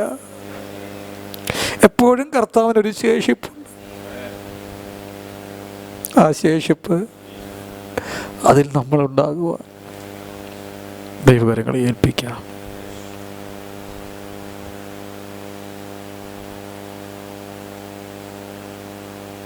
നമ്മുടെ വിശുദ്ധകരങ്ങളെ ഉയർത്തി കർത്താവിനെ സ്തുതിച്ചാണ് ശക്തിയോടെ നമ്മുടെ കണ്ണുകളെ നമുക്ക് ദൈവസണ്ടാക്കാൻ നമുക്ക് പ്രാർത്ഥിക്കാം. ഈ നല്ല രാത്രി ദൈവസല്ലായിരിക്കാൻ കർത്താവിൻ്റെ പൊന്നുമുഖത്തേക്ക് നോക്കുവാൻ, സർവശക്തനായ ദൈവത്തെ സ്തുതിപ്പാനും ആരാധിപ്പാനും കർത്താവിൻ്റെ പൊന്നുമുഖത്തേക്ക് നോക്കുവാനും കർത്താവ് നമ്മെ സഹായിച്ചല്ലോ. സ്തോത്രം. ഒരു യോഹന്നാൻ്റെ ജീവിതത്തിൻ്റെ തലങ്ങളിൽ നിന്ന് ഹല്ലേലൂയ പരിശുദ്ധ ആത്മാവ് നമ്മുടെ ശുദ്ധ മനസ്സാക്ഷിയെ തൊട്ടുണർത്തി ഇടപെട്ട എല്ലാ ദൈവശബ്ദങ്ങളെയും ഓർത്ത് നമുക്ക് സ്തോത്രം ചെയ്യാം. ഹല്ലേലൂയ. ഈ ദിവസങ്ങൾ അവൻ്റെ മാറിൻ്റെ സ്പന്ദനം കേൾക്കുവാൻ, ഹല്ലേലൂയ കുത്തിത്തുളർന്ന അവൻ്റെ മാറ് കണ്ട് ഹല്ലേലൂയ ജീവിതത്തിൽ വെട്ടിപ്പിടിക്കാനല്ല, ചിലതൊക്കെ കർത്താവിന് വേണ്ടി ഉപേക്ഷിക്കുന്നവരായി ഹല്ലേലൂയ ഒന്നാമനാകാനല്ല, ഹല്ലേലൂയ രണ്ടാമനാകാൻ ആത്മാവിലൊരാഗ്രഹം നമ്മെ ദൈവകരങ്ങളിൽ. ഇന്നത്തെ ആത്മലോകത്തിൻ്റെ മൂല്യച്യുതി പരിശുദ്ധ ആത്മാവ് വചനത്തിൽ കൂടെ നമ്മെ ഓർപ്പിച്ചല്ലോ. ഒരു കാലഘട്ടങ്ങളിൽ ഇടത്തും വലത്തും ഇരിക്കുവാനുള്ള അവകാശം ചോദിച്ച് റെക്കമെൻഡിന് വേണ്ടി അമ്മയും കൊണ്ടുവന്നവർ, അവരെ നോക്കി യേശു പറഞ്ഞത് ജാതികളുടെ അധിപതികൾ അവരിൽ കർത്തൃത്വം നടത്തുന്നു എന്നാണ്. ഇവരെന്നെ അനുഗമിക്കുന്നുണ്ട്, അവരെൻ്റെ ശിഷ്യരാണ്. പക്ഷെ ഇന്നും ഇവരിൽ കർത്തൃത്വം നടത്തുന്നത് ജാതികളുടെ അധിപതിയാണ്. എന്നാൽ ആ അനുഭവത്തിൽ നിന്ന് മാറോട് ചാരിയവൻ, ഹല്ലേലൂയ ക്രിസ്തുവിൻ്റെ ശ്രേഷ്ഠത തിരിച്ചറിഞ്ഞവൻ, ഹല്ലേലൂയ കർത്താവിന് വേണ്ടി ചില ഉപേക്ഷിപ്പാൻ, ചില ദൗത്യങ്ങൾ ഏറ്റെടുക്കുവാൻ ആത്മാവിൽ തയ്യാറായല്ലോ. Hallelujah hallelujah. പലപ്പോഴും അങ്ങാടിയിൽ വന്ദനവും മുഖ്യാസനവും കൊതിച്ച് വേദികളും അതിൻ്റെ അനുഭവങ്ങളും നാം തിരക്കി നടക്കുമ്പോൾ അതല്ല നമുക്ക് ആവശ്യമെന്ന്. ഈ കാലഘട്ടത്തിൽ ഭാരതത്തിന് ആവശ്യം അങ്കി ധരിച്ച മണ്ഡലങ്ങളല്ല, ഉപരിയായി കർത്താവ് വെച്ചു ഹല്ലേലൂയ മാറിയിരിക്കുന്ന ആ തോർത്തെടുത്തുകൊണ്ടൊരു ശ്രേഷ്ഠമേറിയ ശുശ്രൂഷ ചെയ്യുവാൻ, ഹല്ലേലൂയ ക്രിസ്തുദാസനായി നിൽപ്പാൻ ദൈവാത്മാവ് നമുക്ക് ആഹ്വാനം നൽകിയല്ലോ. Hallelujah hallelujah. ദൈവാത്മാവിൻ്റെ ശ്രേഷ്ഠമേറിയ ശബ്ദങ്ങളെ ഓർത്ത് നമുക്ക് സ്തോത്രം ചെയ്യാം. പിന്നെ ഒരു വിശദീകരണത്തിൻ്റെ ആവശ്യമില്ല. പക്ഷെ ദൈവാത്മാവ് കർത്തൃദാസൻ പറഞ്ഞപ്പോൾ എൻ്റെ ഉള്ളിൽ ഇടപെട്ട ഒരു ദൈവശബ്ദം കൂടെ ഞാൻ ചേർത്ത് പറയുക. ദൈവ പൈതലേ, നമ്മെക്കുറിച്ച് കർത്താവ് ഒരു പദ്ധതി കണ്ടിട്ടുണ്ട്, നമ്മെക്കുറിച്ചൊരു പ്ലാൻ കണ്ടിട്ടുണ്ട്. ആ പദ്ധതി നമ്മുടെ ജീവിതത്തിൽ സംഭവിക്കും. പലരെയും തച്ചുടച്ച് പലരെയും ഇല്ലാതാക്കി പലരുടെ സ്ഥാനങ്ങൾ തട്ടിപ്പറിക്കുവാൻ, ഹല്ലേലൂയ വെട്ടിപ്പിടിക്കുവാൻ ഓടുമ്പോൾ, ഹല്ലേലൂയ നാം പലപ്പോഴും നമ്മുടെ മേലുള്ള ദൗത്യം നാം മറന്നു പോകാറുണ്ട്. ഒരു യോഹന്നാനെ കർത്താവ് തിരഞ്ഞെടുത്തപ്പോൾ അവൻ്റെ മേൽ വലിയ ദൗത്യം കർത്താവ് ഇട്ടതാണ്. ഒന്ന് സ്തോത്രം പറയാമോ? പോരാ, ശബ്ദത്തോടെ കർത്താവിനെ സ്തുതിച്ചേ. പുതിയ നിയമത്തെ മൂന്നായി തിരിച്ചിരിക്കുക. 1 ചരിത്രം, 2 ഉപദേശം, 3 പ്രവചനം. ശ്രേഷ്ഠരായ ശക്തന്മാരായ പൗലോസിനെ പോലുള്ള ശക്തന്മാർ പുതിയ നിയമ പുസ്തകങ്ങൾ എഴുതിയെങ്കിലും ചരിത്ര പുസ്തകം എഴുതുവാനും ഉപദേശം എഴുതാനും പ്രവചനം എഴുതുവാനും ദൈവമാക്കി വെച്ചതൊരു യോഹന്നാനെയാണ്. യോഹന്നാൻ ചരിത്രം എഴുതി, അത് യോഹന്നാൻ്റെ സുവിശേഷം. യോഹന്നാൻ ഉപദേശം എഴുതി, 1 യോഹന്നാൻ, 2 യോഹന്നാൻ, 3 യോഹന്നാൻ. യോഹന്നാൻ പ്രവചനം എഴുതി, വെളിപ്പാട് പുസ്തകം. യോഹന്നാന്റെ മേലുള്ള ദൗത്യം മറ്റാർക്കും കർത്താവ് വെച്ചൊഴിയില്ല. മനസ്സിലായെങ്കിൽ ഒന്ന് സ്തോത്രം പറഞ്ഞാട്ടെ. ഹല്ലേലൂയ. ഒന്നാമനാകാൻ ശ്രമിച്ചു മറ്റു പലരുടെയും സ്ഥാനങ്ങൾ തട്ടിയെടുക്കുമ്പോൾ, ഹല്ലേലൂയ, പലപ്പോഴും നാം അറിയാതെ പോകുന്ന ഒരു പദ്ധതിയുണ്ട്. ദൈവത്തിൻ്റെ പദം നമ്മിൽ നിന്ന് അന്യം നിൽക്കുകയാണ്. എനിക്ക് വേണ്ട എന്ന് പറയാൻ മനസ്സിലാക്കി ഒന്ന് സ്തോത്രം പറഞ്ഞാട്ടെ. ഉപവാസത്തിന്റെ മധ്യഭാഗത്ത് ദൈവാത്മാവ് നമ്മോട് ഇടപെട്ട ഒരു ശക്തമായ ദൂത, എന്നോട് ഇടപെട്ട, നിങ്ങളോട് സംസാരിച്ചത് ഒരു ശക്തമായ ദൂതാണ്. ഇന്നത്തെ ആത്മലോകത്തിന്റെ മൂല്യച്യുതിയെ വലിച്ചു കീറി ദൈവാത്മാവ് ഇടപെട്ടുവെങ്കിൽ ആത്മാവിൽ നമുക്ക് ആ ദൂത് ഏറ്റെടുക്കാം. വചനം സംസാരിപ്പാൻ കർത്തൃത്വത്തിനെ കർത്താവ് അധികാരപ്പെടുത്തിയല്ലോ, വചനത്തിന്റെ വാതിലൊക്കെ കർത്താവ് തുറന്നല്ലോ, ദൈവാത്മാവ് സംസാരിച്ചല്ലോ. കർത്തൃദാസന മടക്ക യാത്രയ്ക്കായി, ശുശ്രൂഷയ്ക്കായി, കുടുംബത്തിനായി നമുക്ക് സ്തോത്രം ചെയ്യാം. ദൈവദാസന്മാരെ, ദൈവജനത്തോട് നമുക്ക് സ്തോത്രം ചെയ്യാം. പൂർണ്ണമായി വസിക്കുന്ന, ഭാഗ്യമായി വസിക്കുന്ന എല്ലാ കർത്തൃദാസന്മാരെ കർത്താവ് ബലപ്പെടുത്തുവാൻ വരും ദിവസങ്ങളിലും ദൈവാത്മാവിന്റെ പ്രവൃത്തി വെളിപ്പെടുത്തുവാൻ നമ്മെല്ലാവരും ആത്മാവിഷ്ടോത്രത്തോടെ ദിവസമല്ലായിരിക്കുമ്പോൾ കർത്താവിൻ്റെ ഒരു ദാസൻ കെ ജോസഫ് സാറ് പ്രാർത്ഥിച്ച് ആശീർവാദം പറഞ്ഞ് ഈ രാത്രിയിലെ മീറ്റിംഗ് അവസാനം. നമ്മുടെ കണ്ണുകൾ അടയ്ക്കാൻ നമുക്ക് പ്രാർത്ഥിക്കാം. ഞങ്ങളെ അതിവാത്സല്യമായി സ്നേഹിക്കുന്ന ഞങ്ങളുടെ ദൈവമേ, സ്വർഗീയ പരമപിതാവേ, അങ്ങയുടെ ഓമനപുത്രൻ്റെ നാമത്തിൽ ഇന്ന് രാത്രിയും അടിയങ്ങൾക്ക് ഒരുമനപ്പെട്ട് പാതമെടുത്ത് അണിയുവാൻ തന്ന ഈ നല്ല സമയത്തിനായി സ്തോത്രം. കർത്താവിൻ്റെ ദാസനെ ഞങ്ങളുടെ മുതൽ അയച്ച് ഞങ്ങളുടെ എല്ലാവരുടെയും ഹൃദയത്തിൻ്റെ അന്തർഭാഗത്ത് അവിടുത്തെ ശബ്ദം മുഴങ്ങുവാൻ തക്കവണ്ണം ഉപയോഗിച്ചതിനായി സ്തോത്രം. കൂടാനാമാഷാരാധാലവശ സ്ഥാനത്തിനു വേണ്ടി പരക്കം പായുന്ന ഞങ്ങളുടെ ഹൃദയത്തെ അങ്ങയുടെ നല്ല മാതൃക പ്രകാരം എളിമപ്പെടുത്തി ദാസനായി അവിടുന്ന് തുവർത്തെടുത്ത് കുനിഞ്ഞ് ശിഷ്യഗണങ്ങളുടെ പാദങ്ങളെ കഴുകിയതുപോലെ ഞങ്ങളുടെ ജീവിതത്തിൽ മറ്റുള്ളവരെ ശുശ്രൂഷിപ്പാൻ, സേവിപ്പാൻ ഒരു മനസ്സൊരുക്കം തരണമേ കർത്താവേ. പേര് വേണ്ട കർത്താവേ, അങ്ങ് തരുന്ന ശുശ്രൂഷ മതി. ദൈവമേ സ്തോത്രം.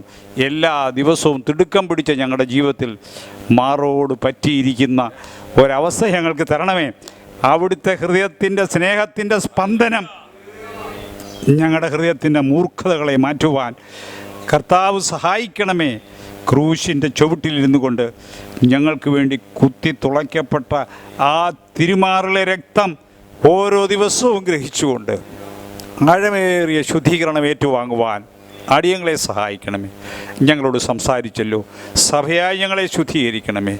എളിയവനെ താഴ്ത്തി ഏൽപ്പിക്കുന്നു. ദൈവദാസനെ അയച്ചതിനായി ഇനിയും ശക്തിയോടെ ഉപയോഗിക്കണമേ. അനേക യൗവനക്കാർക്ക് വിശേഷാൽ വലിയൊരു ഒരുക്കത്തിൻ്റെ സ്തോത്രം ആയുധമായി ദൈവദാസന് കുടുംബത്തെയും തൻ്റെ ശുശ്രൂഷയും സഭയെല്ലാം മാനിക്കുക, ആദരിക്കുകയും വർദ്ധിപ്പിക്കുകയും ചെയ്യണം. മടക്ക യാത്രയിൽ താങ്ങുവാൻ അപേക്ഷിക്കുന്നു. ഉപവാസത്തോടെ അങ്ങയുടെ സന്നിധിയിലായിരിക്കുന്ന അങ്ങയുടെ ജനത്തെ ബലപ്പെടുത്തണമേ. ശത്രു ആരെയും കാണാതെ രക്തവളപ്പിൽ സൂക്ഷിപ്പാനായി പ്രാർത്ഥിക്കുന്നു.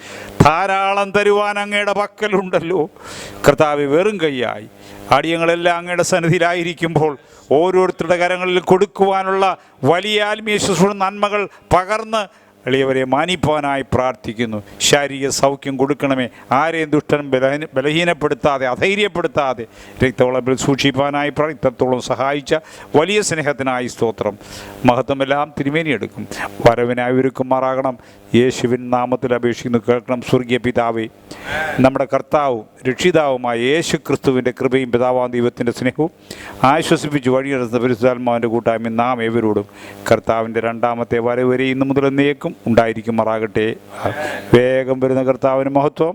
ലേലുയ ലേലു ലേലു. ആമീൻ. കർത്താവായ യേശുവേ വരയണം. ആമീൻ.